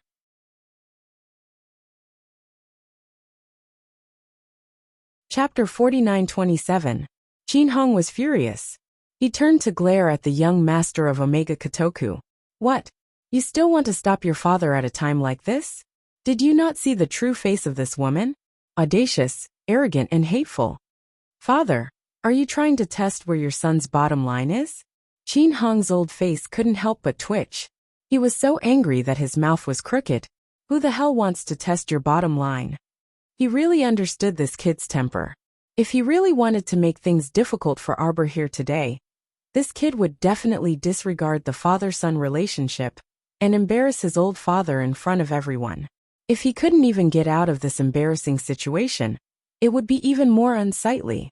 1, 2, 3. All of them were unfilial sons. Qin Hong tried hard to suppress his bellyful of anger. Fine, fine, fine. Xander, you've grown up. You won't listen to your father anymore. But one day, you'll understand that everything your father does is for your own good. Qin Xian coldly glanced at her father and watched him leave in a huff. Only then did she turn to look at the expressionless Sir Jojo. In the end, she didn't say a word and led people to carry the bruised and swollen Princess Luosha out. Sir Jojo angrily slammed a table and scolded, preposterous. She wanted to teach the Princess Luosha a lesson, but so many people inexplicably rushed in. That old man Qin Hong treated her with disdain. She didn't know what was wrong with that old thing. Father. Duke Ziqin Qigong closed the door and quietly walked in. He respectfully bowed to Qin Hong. What do you think about the facial paralysis? Qin Chong lowered his head slightly and rolled his eyes. I think the crown princess can't be left alive. But big brother and second brother seem to. These two good-for-nothings. Qin Hong scolded angrily and said coldly, Tomorrow, I will transfer the two of them away. You know what to do. Qin Chang's eyes flashed with a hint of smugness, but he didn't show it on his face. He raised his head to look at family head Qin, his eyes carrying traces of hesitation and hesitation. What other difficulties do you have? Wouldn't that be too obvious? Qin Chang put on a fearful expression. If big brother and second brother come back and find out about this, then what are you afraid of? Family head Qin shouted coldly. You're their younger brother. Could it be that those two unfilial sons would dare to make an example out of you? Qin Chang curled his lips and thought disdainfully in his heart. That's not necessarily true. Do you think they are good people? Tomorrow, I will bring them to the Forgotten River clan to meet that young and talented clan head Ding. Clan head Qin sneered and said, Make good use of this opportunity.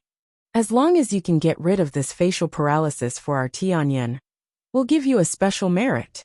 But family head Qin said impatiently, What other concerns do you have? Tell me everything.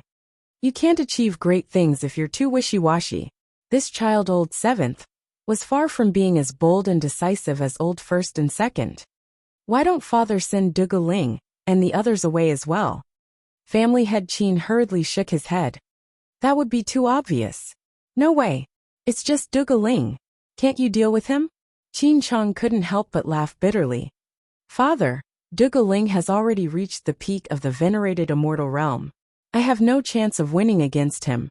Family head Qin cursed inwardly for being useless and said coldly, Enough. Chapter 49-28. Father will think of a way to transfer him away as well. In short, we can only succeed in this matter. Failure is not an option.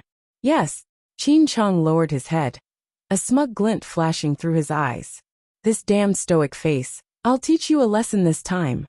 Father, you're not plotting something against Xiaoqiao, are you? After hearing family head Qin's words, the second young master stared coldly at Qin Hong, not giving his father any face at all. Qin Shui was fuming with rage. She gritted her teeth and said, Why must I do this? I have plenty of ways to deal with that stoic face. Why must I do it so obviously in front of you? Qin Xian glanced at her father in confusion, thinking that her father's words made sense. Qin Hong eased his breath and continued persuading. I'm bringing you along this time mainly to meet that family head Ding. After all, he just took over the entire Wangchuan clan, and has many troubles. Since we've already discussed cooperation, shouldn't we go and express our sincerity this way? We can also strengthen our alliance. Since father is so sincere, Qin Xian nodded and said, All right then, I'll go with father and let eldest brother stay here. Qin Hong felt a breath stuck in his throat, unable to move up or down. This was his good son, guarded against like guarding against a thief. Eldest young Master Qin didn't say anything. He waved the folding fan in his hand and revealed a faint carefree smile. All right. Qin Shui's face twitched with a fake smile. Then we'll leave in the afternoon. Young Master Omega Kotoka didn't have any objections. Indeed, he really wanted to go to the Wangchuan clan, to see that vicious and merciless young Master Ding. After all, some cooperation matters were better discussed face to face. On the other side, Qin Chong looked at his father in bewilderment. What did his unreliable father mean by giving him a look that said, Do as you see fit, before he left? Didn't they agree to transfer eldest brother and second brother away? What was going on now? He transferred second brother and Dugaling away, and left eldest brother behind. Did he want him to court his own death or court his own death? Was there anyone who did things like that? They agreed to lure the tiger away from the mountain, but in the end, they lured a tiger away. The afternoon sun was just right. Eldest young master yawned and muttered, I'm going to take a nap on the deck. Little 5. Eldest brother. Fifth young Master Qin hastily walked to his side, looking like he was all ears. Pay attention to the little stoic situation. Okay, big brother. Seventh young Master Qin gnashed his teeth in anger. Boss clearly doesn't trust me. His old father was really unreliable. He clearly knew that his boss was not someone to be trifled with. Yet he still left him here, and gave him a motherfucking look, telling him to act according to the situation. See his sister's machine, do his father's business. Qin Chong couldn't help but curse secretly. He lowered his head, and looked at the medicine bag hidden in his palm. A trace of viciousness flashed through his eyes. A moment later, he sneaked to the outside of the little stoic's cabin, and hung upside down by the window. He took out a tiny bamboo tube from his sleeve. Before he could even blow a mouthful of poisonous smoke into his mouth, he felt a heavy hammer smashing into his face, landing heavily on the bridge of his nose. He could even hear his nose break with a crack, and his entire body slid down from the window, landing in the sea with a splash. Eldest young Master Qin had ordered people to bring over a brocade couch, and he was currently lying leisurely on the deck.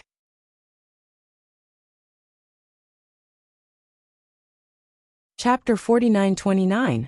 Suddenly, he heard the sound of water splashing. Startled, he hurriedly sat up and asked, What happened? Several boatmen hastily dashed to the railing, and looked down before exclaiming with an odd expression, Seventh young master! Seventh young master fell into the water. Quickly bring a net over, and pull seventh young master up. Seventh young Master Qin naturally didn't need something as embarrassing as a net. He took a deep breath, and jumped out of the water with a splash, landing lightly on the ship's railing, and landing with a leap. Eldest young Master Qin leisurely turned to glance at him, and feigned confusion as he asked, The weather is so cold. Seventh brother, why did you go into the water? Qin Chong knew that he had been tricked by that stoic face again. With a dark face, he clutched his half-broken nose and ran back to his cabin while groaning. Eldest young Master Qin chuckled and shook his head. Young master, young master, young master. Ling Ge hastily ran over while holding a light purple crystal ball in both hands. The spirit testing ball reacted again. There's a ship following us 70 nautical miles away, and it looks like the target is here. This ship has been following us since yesterday. It looks like the target is indeed our ship. The fatty brandished his purple gold hammer and harumphed. Young master, how about we let this fatty go meet them first? Eldest young Master Qin stared intently at that crystal ball before his gaze landed on that ship. The scene was somewhat indistinct, and he could only vaguely make out several slender and elegant figures standing at the ship's bow. Eldest young Master Qin stared intently for a good while before his lips curled into a smile. They came rather quickly. Young master, could it be that you know who they are? Ling Ge asked curiously. Fatty. Present.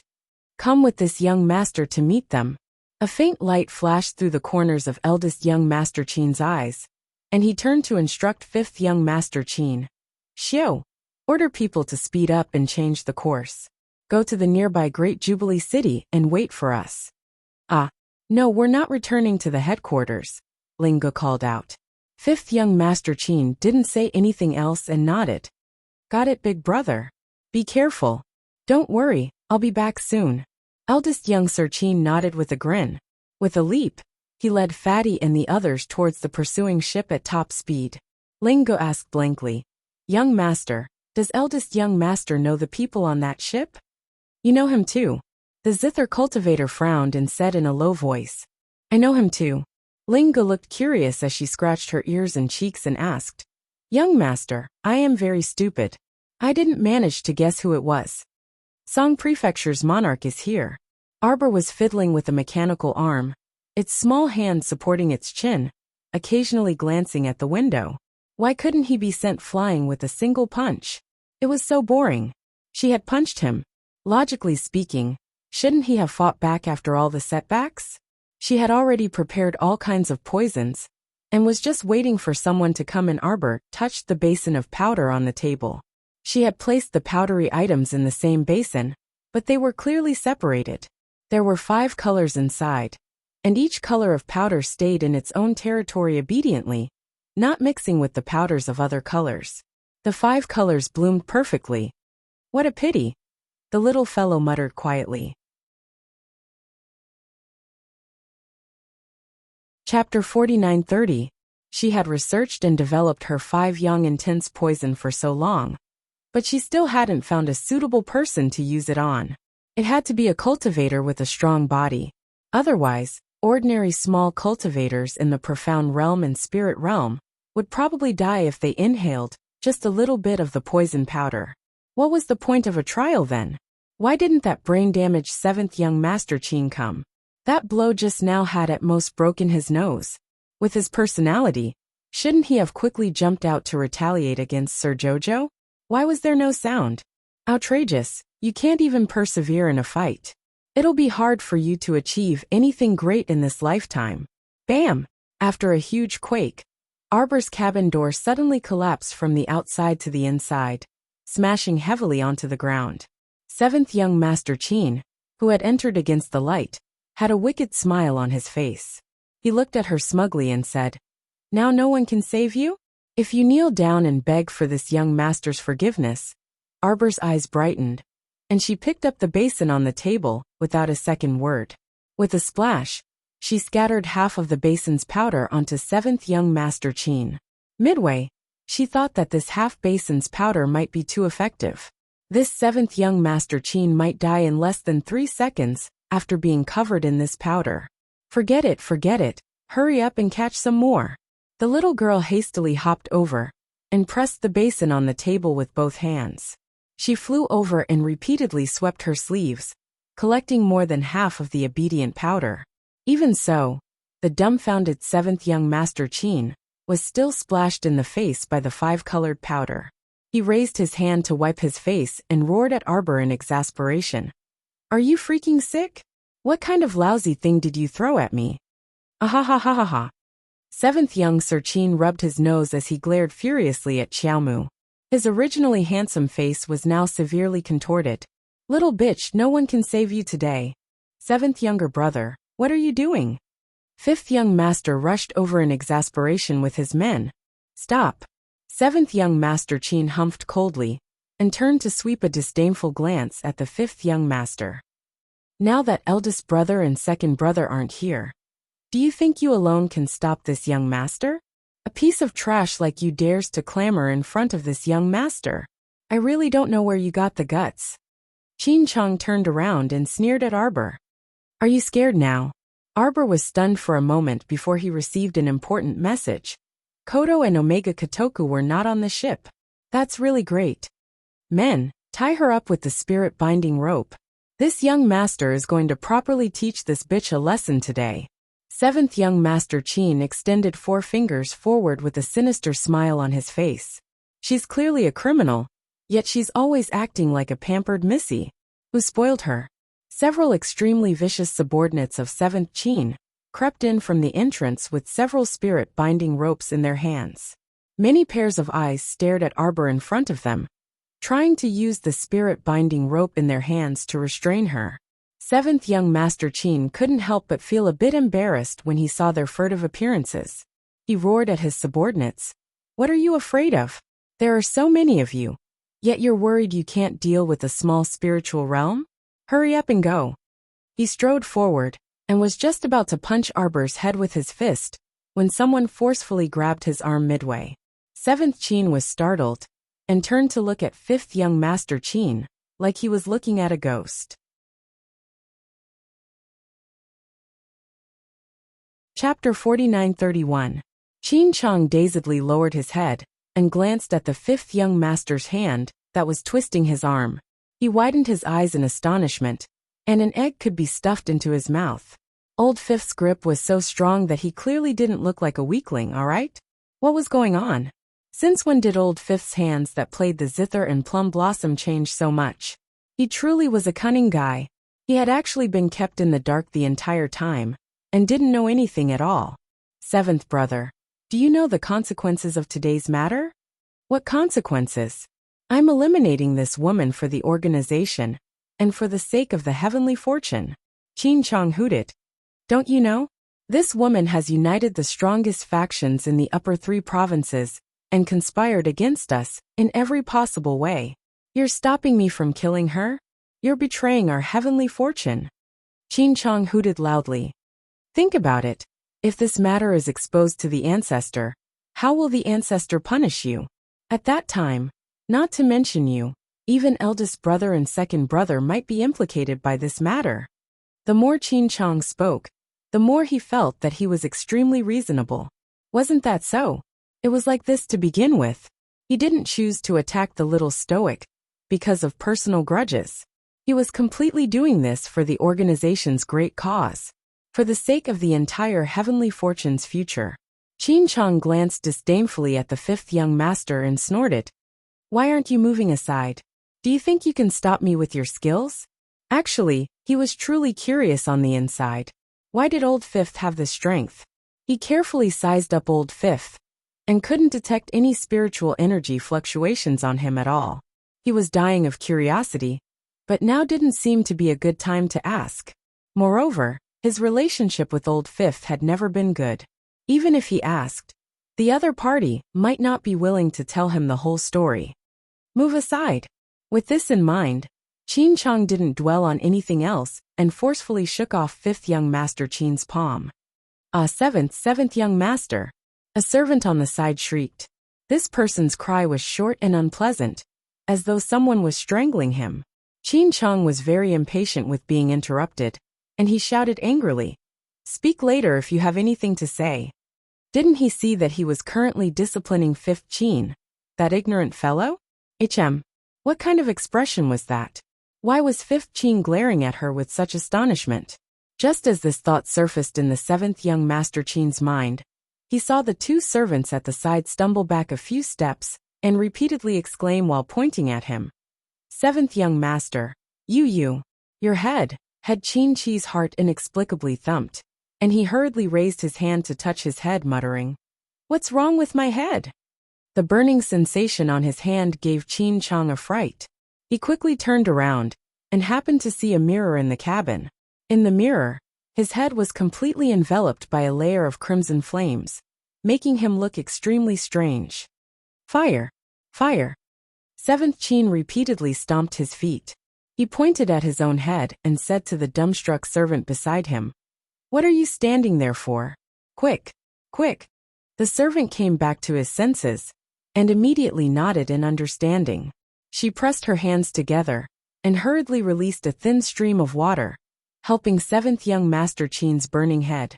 She poured the spiritual water on seventh young master's head and helped him wash it. However, no matter how that servant poured the spiritual water, seventh young master's head was still enveloped by that ball of fire. From his neck up, seventh young master's large head was completely enveloped in a fireball.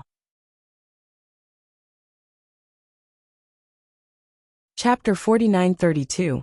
He even discovered to his horror that his hair was emitting faint beep beep beep beep beep sounds. Inch by inch, his hair was being burned to ashes by an unknown raging flame. Fire, fire, fire. Da-da? Can't. The servant staggered in fright and fell to the ground, his entire body trembling uncontrollably. His teeth chattered, and he even stuttered a bit when speaking. Old Fifth. Save me. Seventh young master was truly panicking this time. He finally remembered his fifth brother and promptly pleaded bitterly. Fifth brother. Save me. Fifth young master glanced coldly at Qin Chang. He truly didn't know how this person could so shamelessly beg him. Back then in Phoenix Woods, when he broke his arms and legs, did he think of the slightest bit of kinship? Completely not, alright. Their relationship was already like fire and water long ago. But when it came to a matter of life and death, even someone as haughty as seventh young master Qin still had no choice but to submit and beg for mercy. He lowered his noble head to ask for help from this fifth brother, whom he had never taken seriously. Fifth young master Qin only found it somewhat funny. Eldest brother and second brother had already warned him many times not to provoke the little stoic. Yet he refused to listen. Eldest brother and second brother weren't here today, so how could he save him with his abilities? Fifth young master coldly lowered his eyes and took a step back. This action instantly chilled Qin Chang's heart, and he glared at him furiously. Fifth Qin, you. Uft. Sparks abruptly emerged from his outstretched left fist, and his entire left arm was immediately surrounded by flames of another color. Qin Chang's expression was extremely colorful, and he shouted in alarm. Use ice. Condense water into ice, hurry. The servants standing to the side gritted their teeth and charged forward with all their might. They raised their hands to release 2 or 3 water spirits, trying their best to stabilize the water flow and strenuously condense ice. In this world, not all cultivators could condense water into ice at will and transform the 5 spirits into any form. Evidently, these Heavenly Providence disciples weren't particularly talented. After struggling for less than a quarter of an hour, they couldn't continue condensing water into ice, and each of them collapsed on the ground with pale faces. At this moment, seventh young master's entire body was enveloped by 5 different colored flames.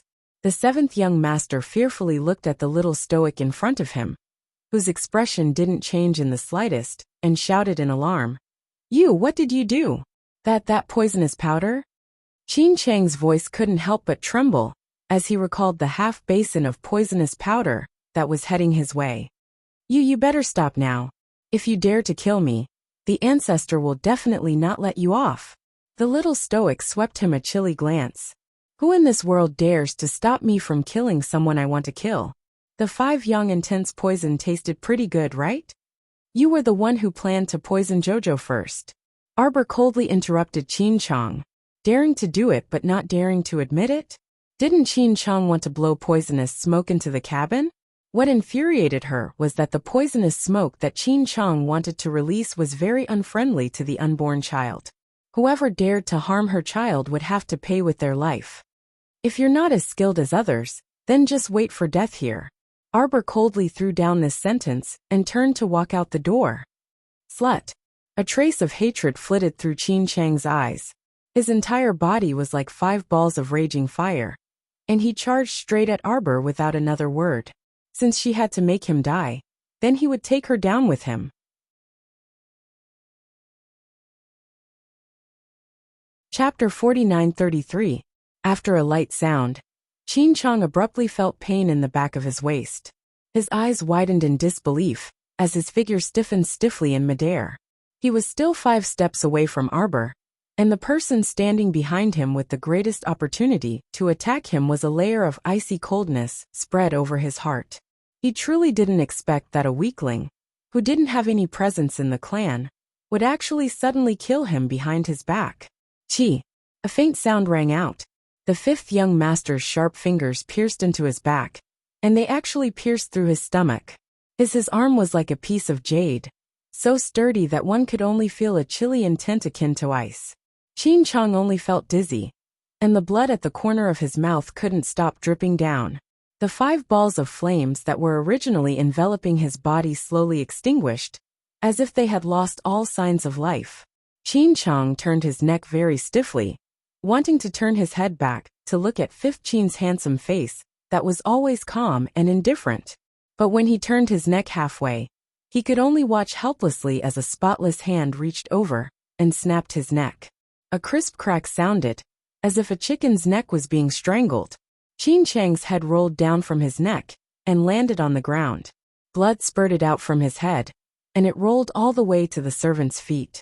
Those servants were truly scared silly, and their eyes could only stare foolishly at the 5th young master, whose upper body was drenched in blood. They had never seen such a young master before. He had clearly always been a gentle and elegant young master. But today, it was as if he had become a completely different person.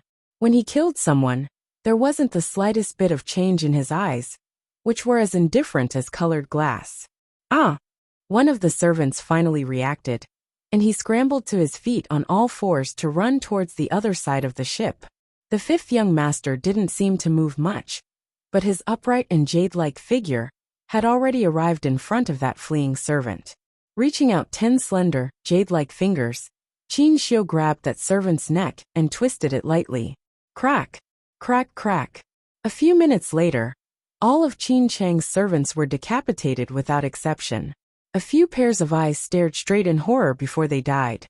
It seemed that even in death, they did not understand why the 5th young master, who had never fought for anything and was neither happy nor angry, would suddenly kill.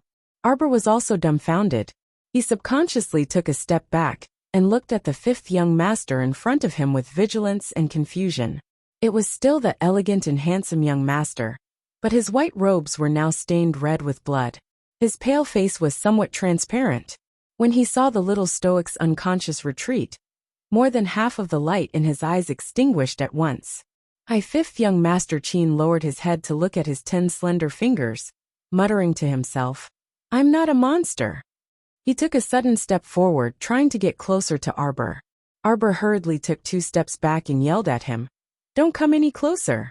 The 5th young master froze in place, and then he put his hands behind his back and rubbed them against his clothes. I won't harm you." Arbor was stunned for a long while before he finally found his voice. You drank the improved medicinal liquid? You accepted the heavenly fate's improvement? You.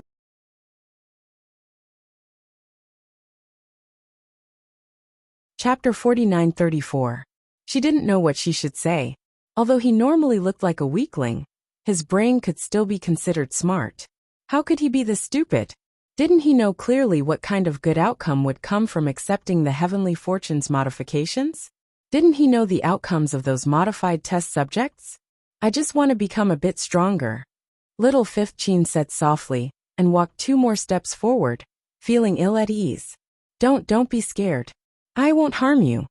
Arbor didn't retreat any further, but her almond-shaped eyes were round as she glared at 5th young master Qin in utter disapproval.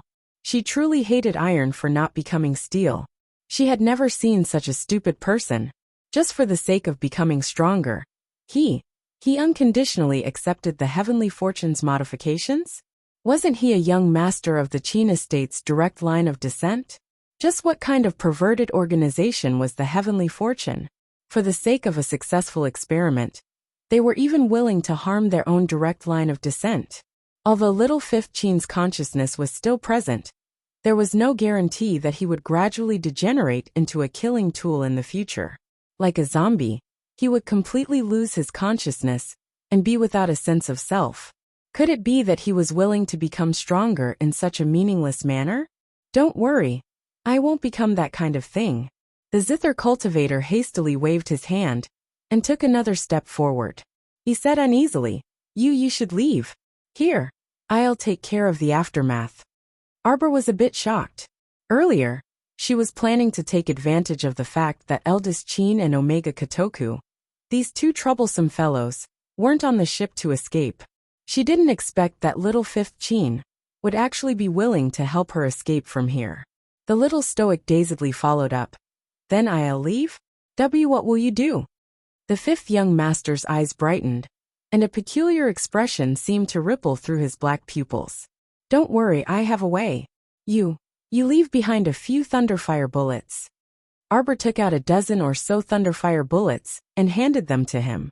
The fifth young master took the thunderfire bullets and looked up at her. After you leave, find a place to hide for a while. You mustn't linger on the surface of the river of forgetfulness. Eldest brother, second brother, and the others will definitely find you. Arbor had mixed feelings. He nodded and strode away. When she walked out of the dark cabin corridor, she stood at the end and couldn't help but turn around to take a look. She saw little Fifth Qin standing there far away. Half of his face cast a shadow over his handsome face, and his eyes looked exceptionally bright. It wasn't until the little stoic's figure disappeared from the ship's corridor that little Fifth Qin reluctantly retracted his gaze and lowered his head to look at the decapitated corpses strewn across the floor. Suddenly, he took out a dagger from his sleeve and stabbed himself. Boom! Large patches of fiery light spread out from the surface of the sea, dyeing this part of the sea red. Sparks of fire drifted along with the sea breeze, and the fire burned for an entire day and night. By the time Duan Yu's group ship arrived, they could only see a small hole in the ship's hull. Under the flickering sparks, the ship's hull crackled in the wind. Duan Yu's expression instantly turned extremely grave. Search. On the surface and underwater. Expand the search area for me. You must bring her back in one piece. He could sense Jojo's presence lingering here. This meant that she should have stayed on this ship for a period of time. His insides were burning, but there wasn't the slightest change on his face. However, those who understood this monarch knew that His Majesty's current mood was terrible, terrible to the extreme. Chapter 4935. Young Sir. The maidservants standing guard outside the muslin canopy curtsied towards eldest young Sir Qin in unison. The eldest young Sir waved his hand and insipidly said, Withdraw all of you. He walked to the side of the bed and peered through the dark green canopy for a while, until the fifth young Sir's feeble voice was heard from inside. Eldest brother. Only then did eldest young Sir Qin stretch out a hand to lift the canopy and slowly walk over. Are you feeling better? He sat down on the edge of the bed and reached out to take the soup bowl that a young maidservant handed over. He opened the lid and lightly stirred the soup with a spoon. His eyes were calm, without the slightest ripple. Leaning against the head of the bed, fifth young Sir Qin's gaze quickly swept over his face. He hastily nodded and assumed the appearance of listening to an elder brother's admonishment. Eldest young Sir Qin smiled faintly. Little fifth, why didn't you tell eldest brother that you took the improved liquid? I was worried that eldest brother would object. The fifth young Sir probably didn't expect his eldest brother to be so blunt and direct. The words that had been lingering in his heart for a long time became stammering as soon as they left his mouth, and he only gave this dry reply. Clang! The spoon smashed into the soup bowl, and a few drops of soup splashed out. Eldest young Sir Qin set down the bowl and gazed coldly at this younger brother of his. He scoffed and said, You knew that I would object, so you deliberately hid it from me and took the original liquid on your own? I am sorry, eldest brother. You aren't sorry to me, you are sorry to yourself. Eldest young Sir Chin said coldly. You chose the path yourself, so you must bear the consequences of the future alone. No one can walk down this path for you. He really didn't expect that his fifth brother, who had always been indecisive, would actually choose such a path. Not everyone had the courage to take Heavenly Fortune's improved liquid. This improved liquid was even more abnormally dangerous than the original improved liquid. 8 or 9 out of 10 people who ingested it would mutate. This was gambling with their lives. Fifth young Sir Chin stole a glance at the eldest young Sir again and stammered. Eldest brother, don't be angry. Actually my luck is quite good. There was a 90% chance of turning into a walking corpse, and a 10% chance of developing a powerful special ability. Hadn't he gambled correctly? He had obtained a great power that he had never dreamed of before. In terms of strength and agility, they had all received an abnormal increase in all aspects. Now, even if he were to face an extremely vicious person, he would still have the strength to fight. Eldest young Sir Chin couldn't help but be angered into laughter. You really are a reckless gambler. Our luck isn't bad. Fifth young Master Chin muttered softly. Qin Xian looked at him deeply, and suddenly changed the topic. Your second brother brought people out to look for her. This little guy's divine sense hasn't fully recovered yet. He shouldn't be able to run too far. Fifth young Master Qin's heart jolted slightly, but he nodded very indifferently on the surface. Have a good rest. Eldest young Sir Chin handed the bowl of snow lotus soup to him before standing up, and parting the floor-length muslin curtain to slowly walk outside. When he reached the door, he slowly turned his head and glanced at fifth young Master Chin. I've already helped you erase the traces you left on the ship. You need to be more careful in the future. Fifth young Sir's heart froze, and he abruptly turned his head to look at his eldest brother. However, he saw eldest young Sir Chin leave without looking back after throwing down this sentence, leaving behind only his slender back view. Chapter 4936. Omega Kotoku originally thought that he would be able to catch that troublesome little thing in less than 3 days. Who knew the group searched the sea for a total of 15 days, but still could not find a single hair of that little fellow. It was not until 10 days later that second young master admitted that his search for Arbor had failed. Jojo had already escaped without a trace. That mischievous girl did not set foot in the Forgetful River clan's territory, nor did she go to the great Jubilee City at the heart of the Forgetful River's economy. That little fellow had completely disappeared from the Forgetful River's territory, as if she had evaporated into thin air. There was no sign of her presence at all. Omega Kotoku had reason to suspect that she had already recovered her divine sense, and was probably hiding in her own star domain. Since this little girl intended to hide, it would be very difficult to dig her out. Even though second young master was extremely intelligent, he had to admit that this little rascal had slipped away right under his nose. No matter how intelligent those two from the Qin estate were, they would never have thought that Arbor would travel over 1,000 miles in one night and sneak into a small fishing village. For the past half a month, Arbor had settled down in this fishing village. During the day, she would cultivate and read books to recover her divine sense. When night fell, she would conceal her presence and quietly float back to the abyss of the sacrificial sea. The little fellow had been pacing back and forth at the entrance of the abyss of the sacrificial sea. Omega Kotoku still did not understand her character well enough. If he really understood Arbor's character like Jojo's lotus, it would be impossible for him to not see her for such a long time. Just like that, Arbor hid during the day and came out at night. For the past half a month, she had been waiting for Jojo's lotus at the entrance of the abyss of the sacrificial sea. The more she waited, the more anxious and disappointed she became. Occasionally, she would take out the condensed soul orb to take a look. When she saw the faint shadow of the ancient Emolien curled up in the soul orb and sleeping soundly, her heart could not stop beating wildly. Something had happened, something had definitely happened.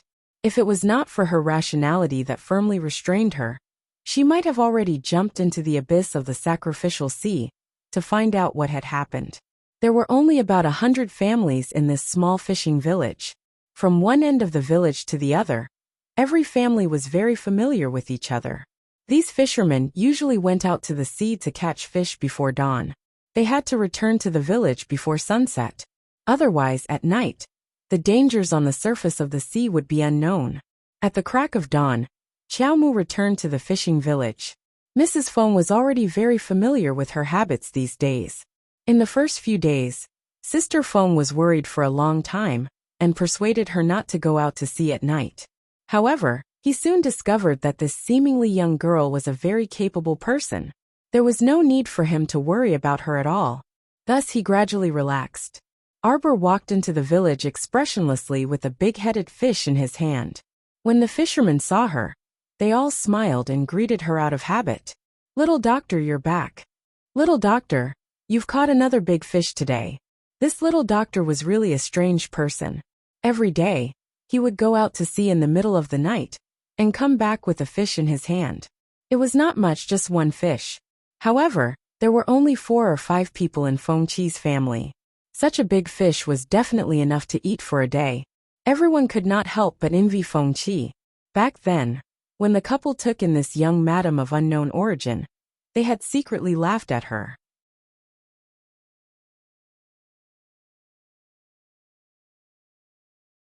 Chapter 4937. Only Feng Qi and his wife were foolish enough to take in this pregnant woman of unknown origins. But now, it seemed that Feng Qi and his wife weren't foolish at all. They were simply too shrewd. After interacting with her for a while, everyone in the small fishing village knew. Not only was this young madam exceptionally exquisite and good-looking, but her medical skills were also superb. She read and practiced during the day and wandered out to sea at night. At daybreak, she would bring some food back to Feng Qi's family. Sometimes it was a large fish, and sometimes it was some sea shrimp and crabs. Feng Qi's family's simple life was getting better and better. When Arbor entered, Madame Feng was standing up with their 3-year-old son, Mao Mao, in her arms. When Mao Mao hazily saw the little stoic enter, he scampered over and raised his small hand to rub Arbor's stomach.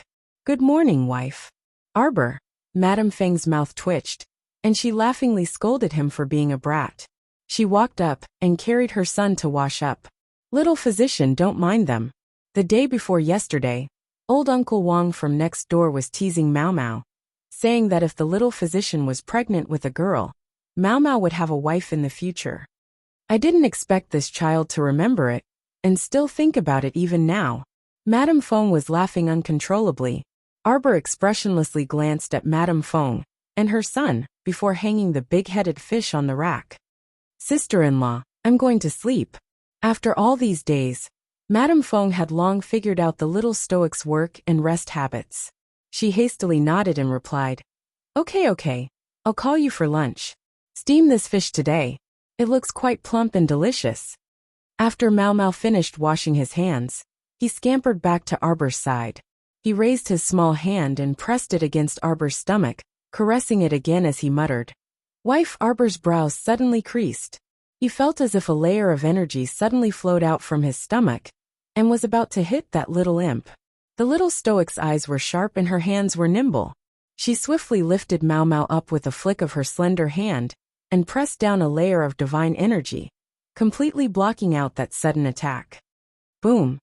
The opposite wooden shelf suddenly fell apart, and the big-headed fish that was originally hanging on the shelf also fell to the ground with a dong sound. Her voice attracted Mrs. Feng's attention. He looked at the scene in front of him in surprise. What's wrong? I'm fine. Arbor put down the adorable Mao Mao and said with a wooden face. The wooden frame suddenly fell down just now. Fortunately, it didn't hit anyone. Madame Feng was startled.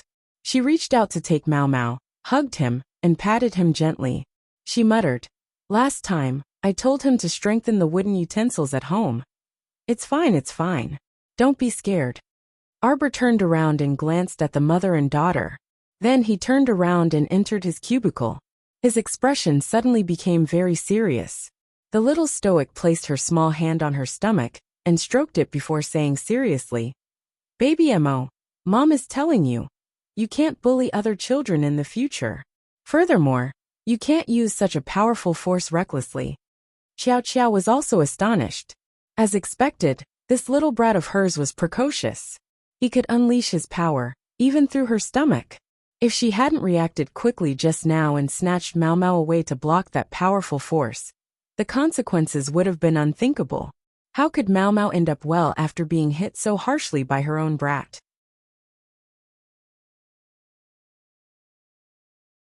Chapter 4938. If other children say things you don't like to hear, you can reason with them. Arbor felt her stomach heat up slightly, and she raised her hand to rub it. She was baffled but also inexplicably amused. The previous few times, her stomach would react from time to time. At that time, she thought it was her imagination. She didn't expect this little brat's precognitive awareness to be so strong that he could even perceive the outside world now. Even Arbor couldn't estimate how powerful his divine sense was. Actually, this feeling of having someone by her side really wasn't bad. She originally thought that after Jojo's Lotus left, Jojo would be all alone. But now, she discovered that the one in her stomach would occasionally react strangely. Of course, this fellow's ideology hadn't fully formed yet, so his actions would sometimes be a bit out of line. However, Jojo was still very happy. Be good and don't randomly beat other children in the future. After you come out, Mother will take you to eat all the rare delicacies in the world, and see all the mountains and rivers. The little stoic prattled as she raised her hand to rub her stomach to appease him. Strangely enough, this little fellow seemed to understand her words, and slowly calmed down. After that slight heat disappeared, Arbor checked the pulses of both her hands worriedly. Everything was so normal that it was a bit comical. It was said that a woman's first trimester needed constant attention, so it definitely wouldn't be too smooth. What Arbor wanted to say was that she didn't feel anything at all. She ate, slept, and did whatever she needed to do. She never vomited like other people during their first trimester, and there wasn't anything she could or couldn't eat. She seemed to be able to eat everything. The key was whether she liked to eat or not.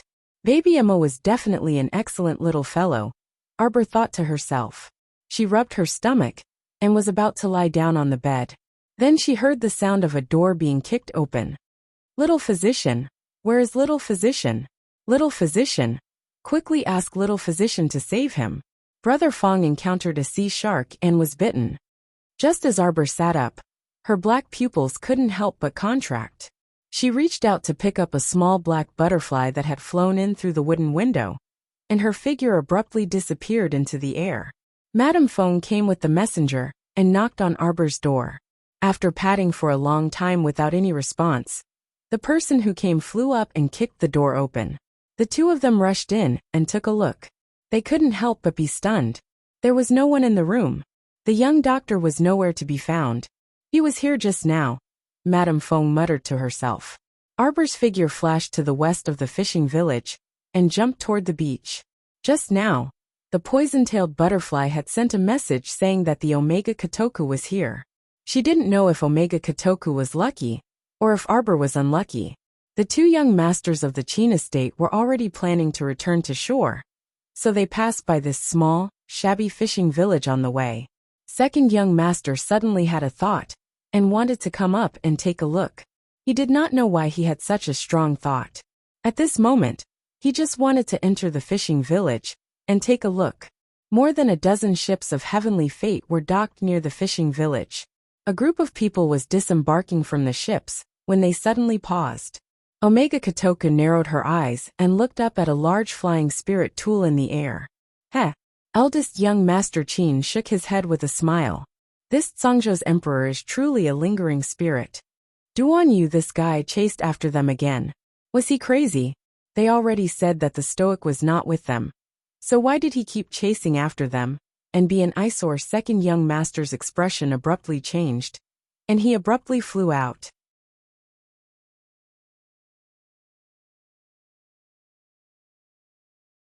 Chapter 4939.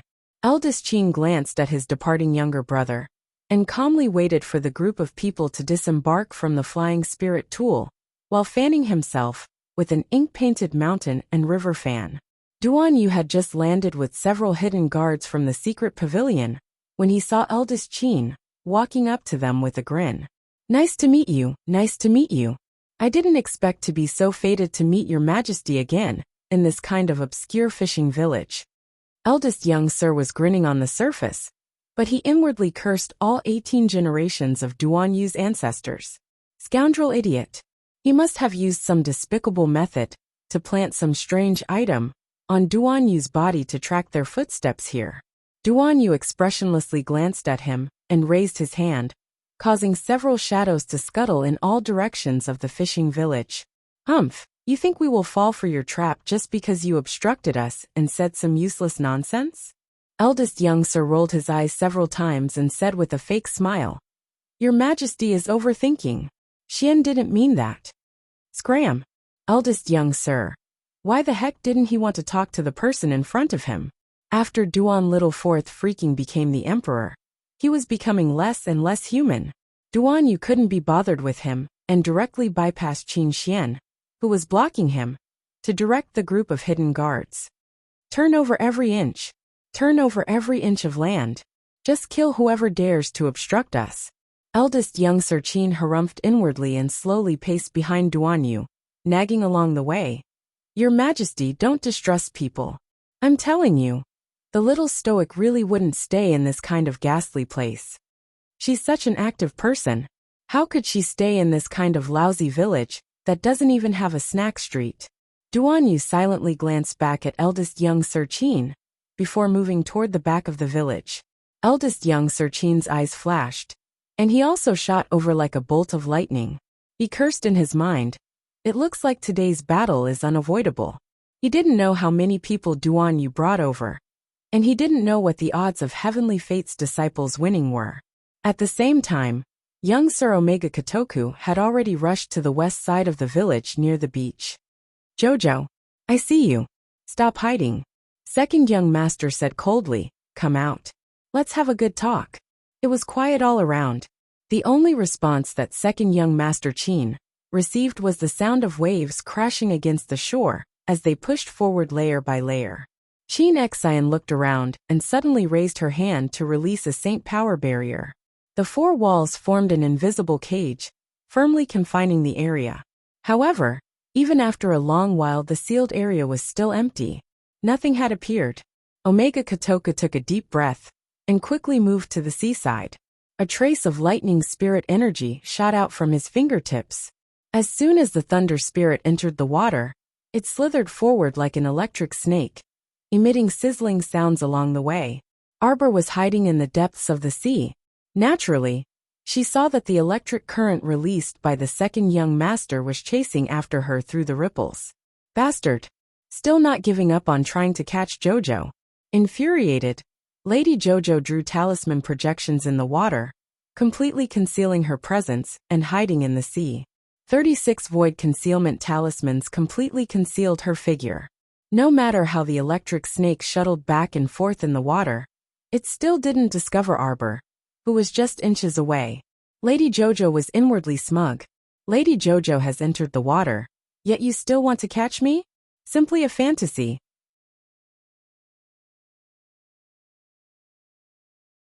Chapter 4940. He was just about to stealthily dive another 10,000 kilometers, so that Omega Kotoku wouldn't be able to find him. Suddenly, he heard eldest young Sir Qin's chuckling voice. Your Majesty, I said there's no one here, but you didn't believe me. Look. It's empty all around. How could there be anyone here? Duan Yu cast a sidelong glance at the eldest young sir, before his gaze landed on the water. He was still musing in his mind. It's true that Charles' scent is here, which means that this little fellow definitely came here before. Besides, she's good at swimming, so could she be hiding underwater? Go. Don't dilly-dally. Go. Urging voices rang out one after another, interspersed with the wails and cries of the village women and children. Duan Yu turned around and saw a short and stout winter melon, wielding a purple gold melon hammer, leading a dozen or so disciples of the Heavenly Fate Academy. They were ferociously reprimanding the villagers from one end of the village to another, as if they were herding ducks. The villagers' wails shook the heavens. Arbor could hear them vaguely from underwater, but she couldn't help but be enraged. As expected, this scoundrel Omega Kotoku was using the villagers to threaten her to show herself again. Duan Yu coldly glanced at eldest young Sir Qin and bluntly reprimanded. Your methods are extremely despicable. Anger flashed in eldest young Sir Qin's eyes, and he turned to glare at that short and stout wintermelon. Why did you escort so many villagers over? This subordinate felt that since that little stoic wasn't willing to show herself, then acting on your own initiative. Eldest young Sir Omega Katoka sternly reprimanded. Duan Yu snorted. Don't be pretentious. If it weren't for one of their orders, why would this short and stout wintermelon man act on his own initiative and escort so many villagers over? The second young Sir sent a look at Duga Ling beside him. The latter chuckled and suddenly threw a fire net at the two hidden guards of the secret pavilion, with a flip of his hand. With a whoosh, the fire net that had suddenly formed suddenly covered the heads of the two shadow guards, firmly imprisoning the two of them. Although the two secret guards who were caught in the fire net were shocked, their expressions did not change at all. One of them held a dagger and used one hand to draw the fire net, while the other used the water spirit energy in his hand to attack the net. Duga Ling's cultivation was above the two of them. With their strength alone, there was no way they could break free from the net. At the critical moment, a silver-white flame suddenly landed on the layer of fire net, directly engulfing the fire net, releasing the two secret guards. At the same time, a harsh glint flashed across Duan Yu's eyes, and he raised his hand. With a bang sound, dazzling fireworks scattered in the sky, forming the word song. Eldest young Sir Qin couldn't help but smile wryly on the inside, as he grumbled inwardly about his second brother's eagerness for success and instant benefits. He just knew that ever since Duan Yu became Song Prefecture's monarch, he could no longer treat him as a person, just look at his bad temper. Without saying a word, he asked for reinforcements. He was too lazy to talk nonsense with them. In less than a moment, dozens of giant air transportation spiritual tools flew over from nearby. From the looks of it, each air transportation spiritual tool could accommodate at least 300 people. In this way, the number of people on Song Prefecture's side perfectly overwhelmed Tianyun's side. Gathering firepower and starting a gang fight at the slightest disagreement simply suited forth Duan's personality too well. Haha. Whoosh whoosh whoosh. Whoosh whoosh. The air transportation spiritual tools stopped above their heads. Immediately, people opened the spiritual tool cabins and rapidly descended from the sky.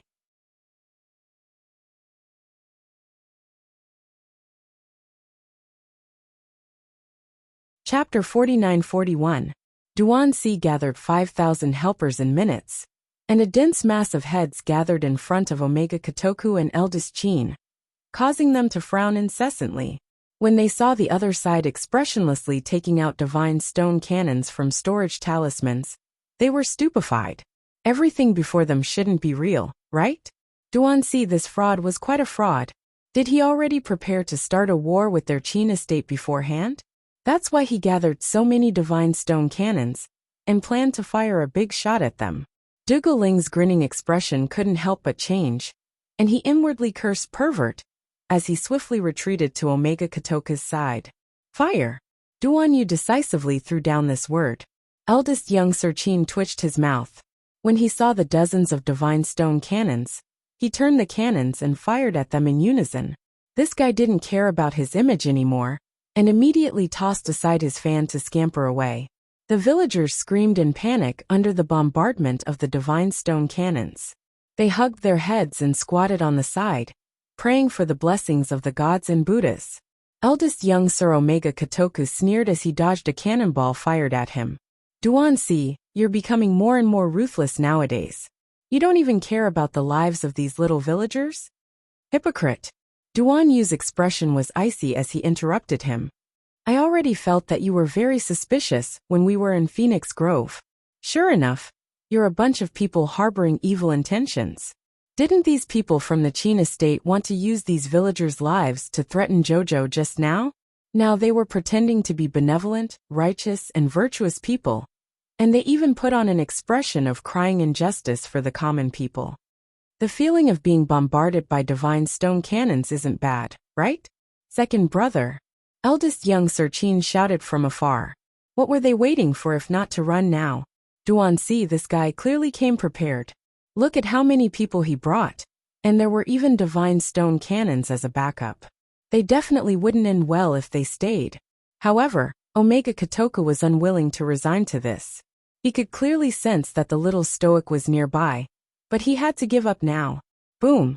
Omega Kotoka's expression turned ugly as he dodged a few god stones. His eyes narrowed slightly. He would remember what Duanxi had done. Second brother, aren't you leaving yet? After running for a while, eldest young Sir Qin couldn't resist looking back. At this moment, he saw another large group of air transportation spiritual artifacts flying over from afar. It was clear how much of a scam Duanyu this black-hearted guy was. There must be a lot of Tsangzhou disciples in the nearby sea area. After Duanyu released the signal, they all swiftly gathered and rushed over. This was the second batch of Tsangzhou Dark Guards. Perhaps there would be a third and fourth batch after that go. At eldest young Master Qin's command, all the Heavenly Fate disciples hastily put away their weapons and hastily turned to run towards the beach on the east side of the village. Their ship was docked there, so they should quickly board the ship and escape. After all, even if he couldn't afford to offend them, he could still avoid them. A trace of fury flitted through Omega Kotoka's pitch-black eyes. After running for a while, he suddenly sensed something and turned his head back. With this glance, he saw a figure burrowing out of the water with a splash. Like a lively little mermaid, the figure swayed its legs as if it couldn't withstand the water pressure around it at all, and easily swam up from the depths of the sea. A head emerged from the water. As soon as Omega Kotoka stopped, the dozen or so divine stone cannons behind him fired at his feet.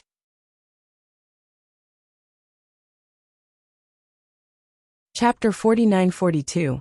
As he cursed in his mind, he had already leaped into the air, having no choice but to scramble upwards.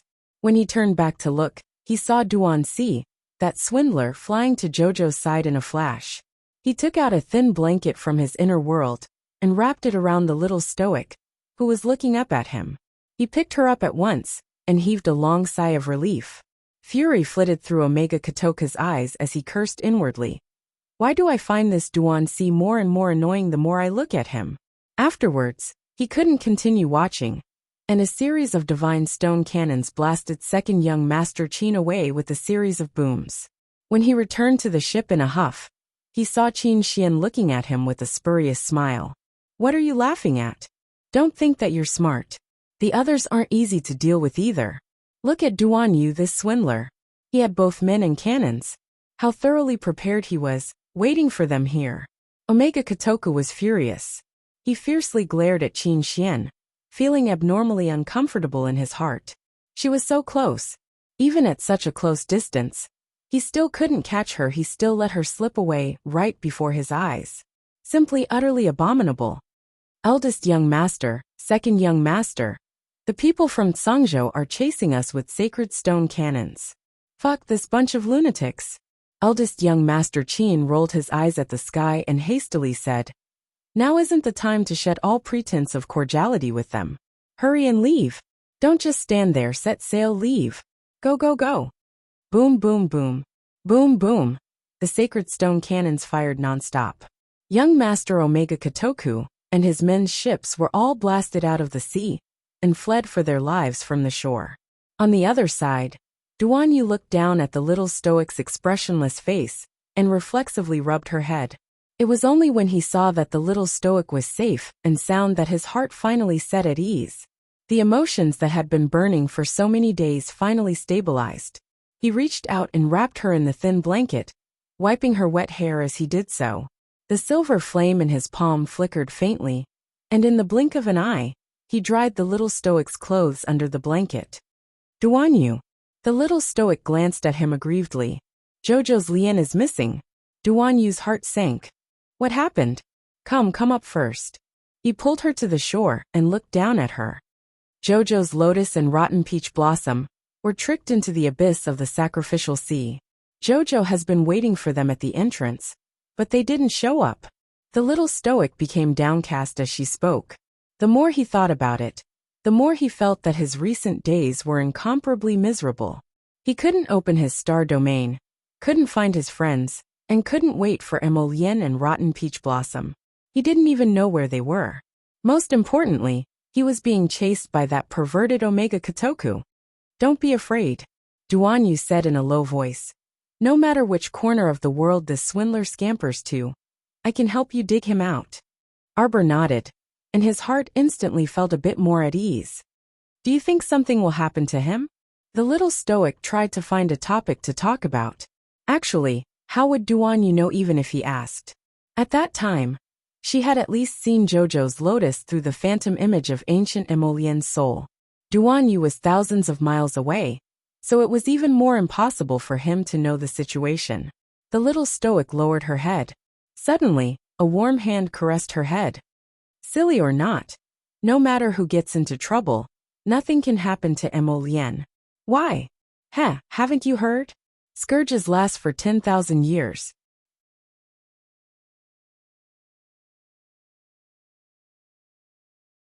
Chapter 49-43. Arbor blinked, feeling that Duan Yu's words made sense. After all, Jojo's lotus was a person of great fortune no matter how one looked at it. She couldn't be paranoid and scare herself. She had to firmly believe that Jojo's lotus would definitely return. But no matter how she comforted herself, her anxious and uneasy emotions didn't diminish in the slightest. It had already been so long, so Jojo was very worried. A shadow flashed, and the dull-witted Emo abruptly popped out from Arbor's side. During this period of time, Jojo's mood was uneasy as ancient Emolien was in a deep slumber inside the Soul Pearl. Emo would come out from the storage talisman every day. She didn't speak much, and just quietly sat there with the little stoic. Sometimes, she would follow the little stoic around the village to treat patients. Other people couldn't see her half-wisp of soul form, so she would walk around the stoic. She watched the little stoic administer acupuncture and medicine, watched the little stoic treat patients. After watching too much, this dull-witted fellow would occasionally ask a few questions. When Arbor saw her swaying out, he reflexively raised his hand to rub her head. Emma was also a lonely person.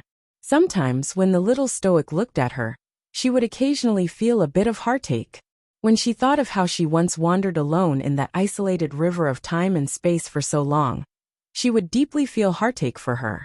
In the past she was also like this. She had no friends, no family and even nothing. Medicine. Emo dazedly followed beside her and spat out a word. Duan Yu glanced sideways at her. Jojo, this faintly discernible soul body seemed to be very unstable, as if it would dissipate into the air at any moment. My good friend, Emo. Arbor grabbed Mo's hand and asked placatingly, what medicine? A medicine. Emo tilted her head, seemingly trying to express something with great effort, but unable to. Thus, she kept wandering around Arbor like a headless fly. Where are you feeling unwell? When Arbor asked this, he couldn't resist rolling his eyes at himself. Emo was a soul body, so how could she feel unwell? It was simply hilarious. What are you trying to express? Don't worry, think slowly. It won't be too late to tell me when you can express it. Emo understood Arbor's words and nodded seriously. His expression was a little funny. Jojo. Duan Yu smiled at her. Right now halfway through his words, he glanced coldly to the left. Mrs. Feng hugged Mao Mao, and took a few steps back in fright from the man's cold gaze. She hurriedly hugged Mao Mao tightly in her arms and shrunk her neck. With a face full of fear she stammered, Little doctor. When the noble young man beside the young doctor gave the order to use the Godstone cannons to attack those young masters, he didn't care about what the others would do. The terrifying aura of a superior being assaulted him. Mrs. Feng muttered in her heart. When I first picked up this young doctor, I already felt that she wasn't an ordinary person. How could an ordinary person have such an exquisite little face that was made of snow? It's okay, sister-in-law. It's okay now. Arbor stepped forward and comforted the mother and son. What happened to Mao Mao's hand? I tripped when I was running earlier. It's nothing serious. You'll be fine soon after washing it and applying some medicine. Arbor raised his hand to wash the child and apply medicine, but Mrs. Feng seemed to be frightened and hastily took another step back.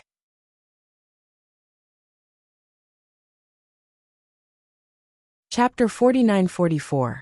Arbor's small hand paused in midair, and he paused for a moment before handing a small porcelain bottle to Madame Feng. Then, wash the child and apply the medicine. Madame Feng knew that her distant action just now was a bit hurtful, so she smiled at Arbor in embarrassment. Thank you, little physician. Xiaomu nodded, her expression calm and indifferent. We will leave immediately. Thank you for your care this past half a month, Madame Feng. I'll leave some rice for you guys. I hope you don't dislike it. After saying this, Arbor nodded at Madame Feng before turning to walk to Duan Yu and whispering, "Let's go." Okay. Duan Yu turned around and gestured to the hidden guards nearby. Everyone quickly regrouped and leaped up, heading for the air transportation spirit tools parked in midair. Arbor pulled the dazed Mo Bingyan and flew onto the first air transportation spirit tool with Duan Yu. It was not until the dozens of air transportation spirit tools were far away that the other villagers dared to gather at the beach. They all sighed for a long time before talking all at once. Who exactly is this little physician? Wow, look at her aura. She should be a noble daughter from some large patrician family, right? Madame Feng, eh? Some villagers called Madame Feng several times, but she ignored them and ran toward her house with the child in her arms. The villagers pursed their lips. Suddenly someone shouted, "Aya, that little physician left, so who will treat Brother Feng's injury? Brother Feng is still lying on the beach at the east side of the village, right?" When they were fleeing for their lives earlier, none of them cared about Brother Feng, who was bitten by a sea shark and couldn't move his lower limbs. Now that the crisis was resolved, they remembered that Brother Feng was still lying on the beach. That's right, oh my, this old leg of mine. The little physician said it would be completely fine after 5 injections. But it's only been 3 injections. Who are we going to find for the other 2 injections? Aya, this little physician, seriously. Madame Feng didn't listen to the villagers' complaints. She carried Mao Mao and sprinted home, pushing open the door to her house with a bang. He ran into the small courtyard and took a look. The rice jar was filled with shining white rice, and there were a few strips of bacon and some vegetables beside it. She stood blankly in the courtyard with the child in her arms for a long time, her heart filled with regret. She had been with the little doctor for almost a month. How could she not know what kind of person she was? Just now, why did she hurt people like this? How could a young doctor harm innocent villagers like them? The dull-witted Mo initially sat next to Xiaomu. Afterwards, she stood up and circled around Xiaomu. All the secret guards who were above the god realm could see that this soul was walking around the little crown princess, as if he had ADHD. He seemed to want to express something, but couldn't find the words to express it. Ciao. Mo's voice was slow and dragged out. It's not worth it. Everyone looked at each other, not knowing what this half-soul was talking about.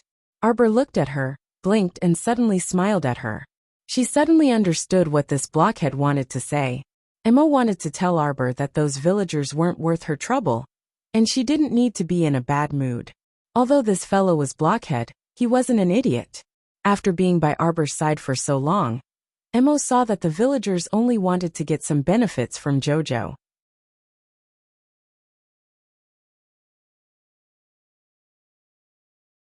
Chapter 49-45. Because Jojo's medical skills were superb, and she provided free treatment, the villagers naturally did their best to curry favor with her.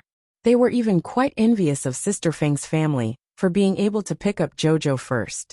Mo wanted to tell Jojo that it wasn't worth it to sulk over these people, but she just couldn't express herself. After trying for a long time, she could only spit out 3 words with great difficulty. It was so strenuous that she was so anxious that she paced back and forth around Jojo. Arbor suddenly wanted to laugh, and pulled the pacing Mo to sit down beside her. She said softly, "I'm not angry." She was indeed in a bad mood just now. After all, she had lived in the fishing village for close to a month. Sister Feng's fearful appearance earlier made her feel a little uncomfortable. But forget it. Not everyone in this world could like Jojo. There would always be people who liked her, and people who hated her. This was a very normal phenomenon. It was fine as long as she got over it. She wasn't a morning glory that faced the sun, and had to make everyone like her. There was no need for this, and no need to be conflicted. The fishing village was equivalent to a small stop in her life journey. She wouldn't come back once she passed it. Jojo freshly baked roasted sweet potatoes. It's very sweet. Come and try it. While she was pondering, she heard Duan Yu's voice. She looked up and saw this guy's moon-white clothes fluttering past her. He was holding a plate of roasted sweet potatoes with both hands, and was smiling at her with curved eyes. Those rippling peach blossom eyes seemed to faintly flicker with the light of shattered stars. Eat. This was a huge headache. One had to look forward in life, so they naturally had to eat. Let's go take a look at the entrance to the sacrificial sea's abyss later. We have to dig 3 feet into the ground to dig those 2 idiots out. Okay. Arbor nibbled on the roasted sweet potato in her hand, a hint of sweetness in her mouth. She was different from her mother. She definitely wasn't destined to be alone. Even if their kinship was extremely thin, Jojo had a lover, a sect, and so many friends. There was nothing that Jojo couldn't face. Half a month ago, I followed your aura and found the wreckage of a ship. After that, I sent people to search the surface of the sea. They didn't find you, but they did find many people from various aristocratic families. Your Mu family is safe and sound. I've already sent people to send them back to Dragon Flame City. Xiao Mu's fair fingers twitched as she recalled little Fifth Qin, whose complexion was a bit pale. When he let her go, he said that he would take care of everything over there. Therefore the Mu clans Tung Yun Yunji, Morong Yen, and the others were also released by the Zither cultivator? Xiao Mu had mixed feelings, and she didn't know what to say. The Qin family is the mastermind behind the heavenly fate. Arbor looked up at Duan Yu with a listless expression. Jojo is too stupid, and has been kept in the dark by them. Nonsense. Duan Yu peeled another sweet potato for her, and fed it to the little stoic. They hid themselves so well that no one noticed. You're not the only one who was fooled. Everyone was dumbfounded. This was the true terror of these people from the Qin estate. Now that I've seen through their identities, do you think they'll still return to Dragon Flame City? Duan Yu nodded. They naturally won't stay in the Qin estate in Dragon Flame City anymore. They'll probably move to a secret location and continue hiding. They can gather a lot of information while hiding in Dragon Flame City. Most likely, not all of them will withdraw. Arbor thought about it and agreed.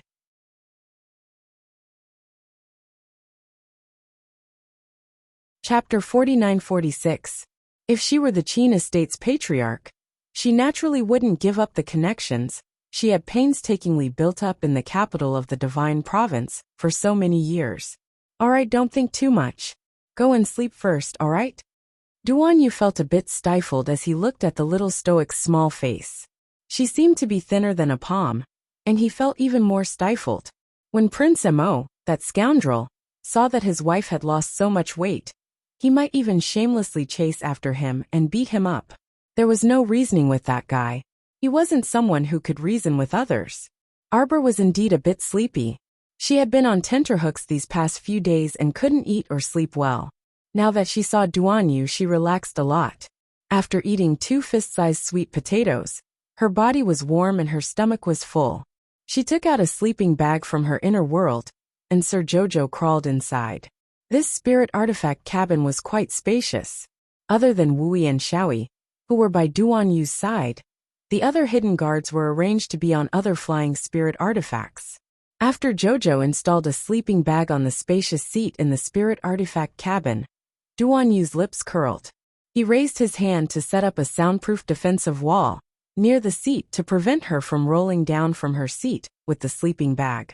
Moe swayed back and forth outside the defensive wall. He looked up at Duan Yu before swaying to a seat and sitting down. He obediently and expressionlessly continued to stare blankly. Duan Yu looked back at Jojo, who had burrowed into the sleeping bag, and thought, Jojo, I wish you a good night's sleep. Don't worry about anything because I'm here. Ming Province's Great Yong City, Eastern Palace, Crown Prince Estate. Ming Yasi coldly gazed at the people before him.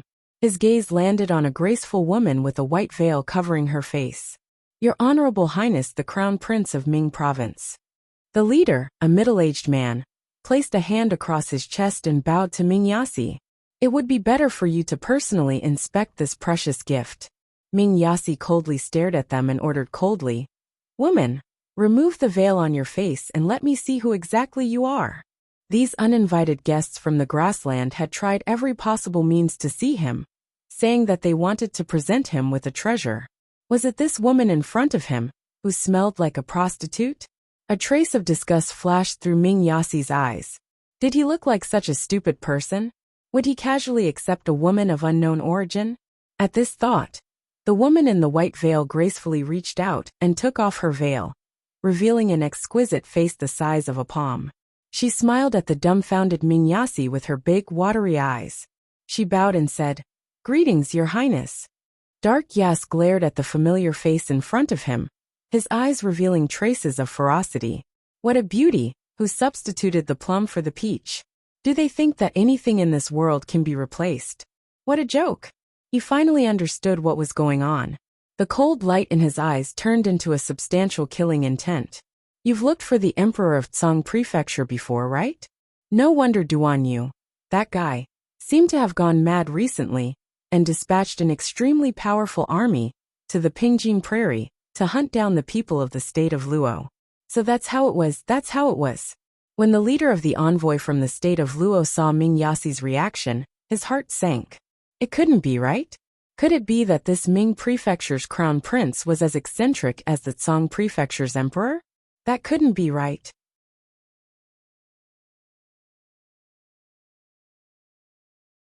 Chapter 49-47. It's hard for you to cover such an ugly fake face with a veil. Ming Yas's cold words caused the woman's expression to stiffen. What? Ever since she was perfectly transformed by the transformation potion. Although she couldn't compare to the other candidates, she, Lilia number 5, could already be considered a mid-tier product. It was definitely not something that Lilia number 9 and 8 could compare to. Every day when she looked in the mirror, she would be mesmerized by her own face. It was simply too perfect, okay? His Highness the Underworld Crown Prince must be blind. Yes, if he wasn't blind, how could he not see how good she was? That man's cold gaze looked through her face, as if he was looking at an ancient place. This kind of gaze that disregarded her made Lilia number 5 feel suffocated and embarrassed. The woman held the white veil in her hand and twisted it tightly. The stifling feeling in her chest was about to make her explode. You really shouldn't have taken off the veil to scare people. Hurry up and put it back. Student Ali, who was standing behind his elder brother, felt like he was struck by lightning. Sometimes Big Brother's words were really too hurtful. Cough cough. Lilia number 5 clutched her chest that was about to explode and panted heavily. She nervously tilted her head and glared at Ming Yas in front of her with hatred and anger. You, back down. The head envoy of Dorwo coldly reprimanded. The woman trembled and didn't dare to act rashly. She hurriedly took a few steps back, but her eyes were still filled with resentment and anger. She glared at the expressionless Ming Yas who was sitting on the high seat. This arrogant underworld crown prince made her feel a strong sense of defeat, which made her feel very uncomfortable. Your Highness the Underworld Crown Prince. The head envoy placed his hand across his chest and respectfully bowed to Ming Yas. Our country of Daluo has come here with great sincerity to propose cooperation with you. Dorwo is willing to help Your Highness the Crown Prince become the true overlord of the upper 3 provinces. Ming Yas couldn't help but sneer when he heard this. How dare a small grassland country talk big and shamelessly point out the world? A faint trace of anger flashed across the face of the head envoy from the country of Dorwo, but he quickly suppressed it, took a deep breath, and said in a deep voice, "You have to believe me. The key lies in the Crown Princess of the Divine Land." The Crown Prince of the Divine Land is absurd and incompetent. He is a complete slave to his wife. Don't you think so? The corners of Ming Yasi's mouth twitched as he felt an inexplicable urge to burst into laughter. Fuck, he was in the Underworld province, and the rumors he heard about the Crown Prince of the Divine Land were often such as the city wall turned into ashes as he talked and laughed. He was as calm and unruffled as the wind and moon. He was extraordinarily heroic and handsome, and so on. He had really never heard of anyone who would use the words incompetent on this guy. As long as we control the Crown Princess of the Divine Land, it will be the same as controlling the Crown Prince of the Divine Land. Ming Yasi raised his eyebrows and thought to himself, Mo Lian loves his wife like his life, and protects her like food. If that's true, we'll swap Lily and the little crown princess of the divine land for the real crown princess by your side. Ming Yasi silently looked at the head envoy who was spouting nonsense in front of him. The head envoy became more and more enthusiastic as he spoke. He even took a step forward, intending to get closer to him.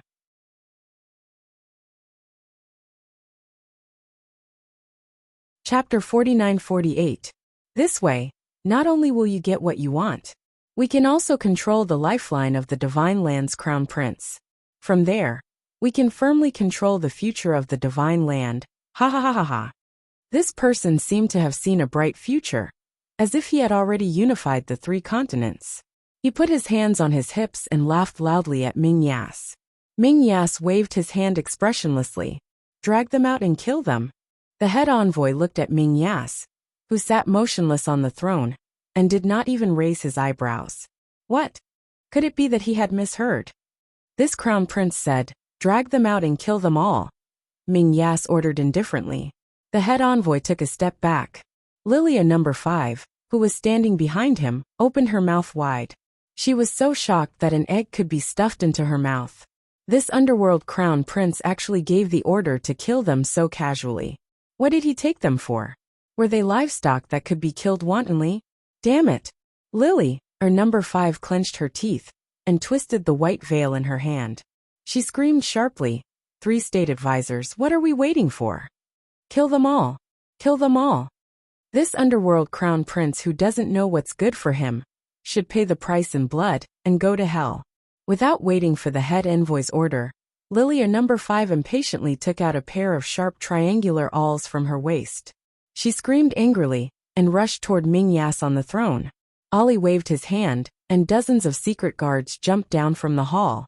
They quickly surrounded and attacked the group of Doro ambassadors.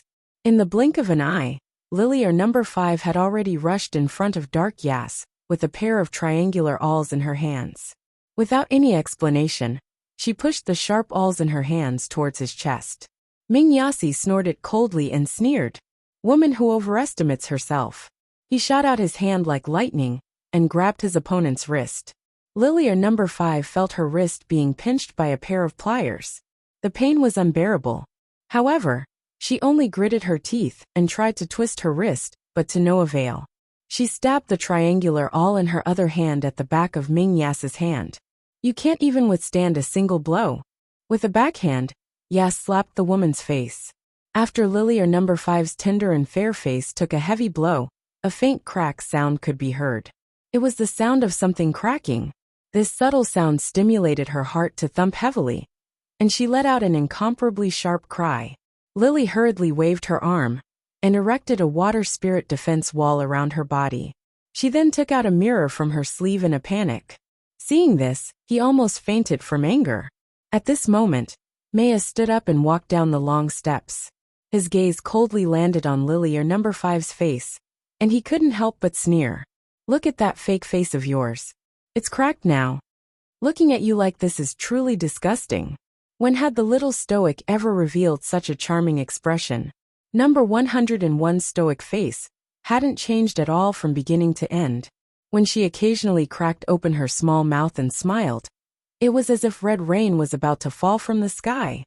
Since you don't want your face, someone, peel off the skin of her face for this prince, and give it to that whimsical king of Doro. Let him take it back and admire it for himself. Ha ha ha. Ming Yas spread his legs and stood ramrod straight as he sneered.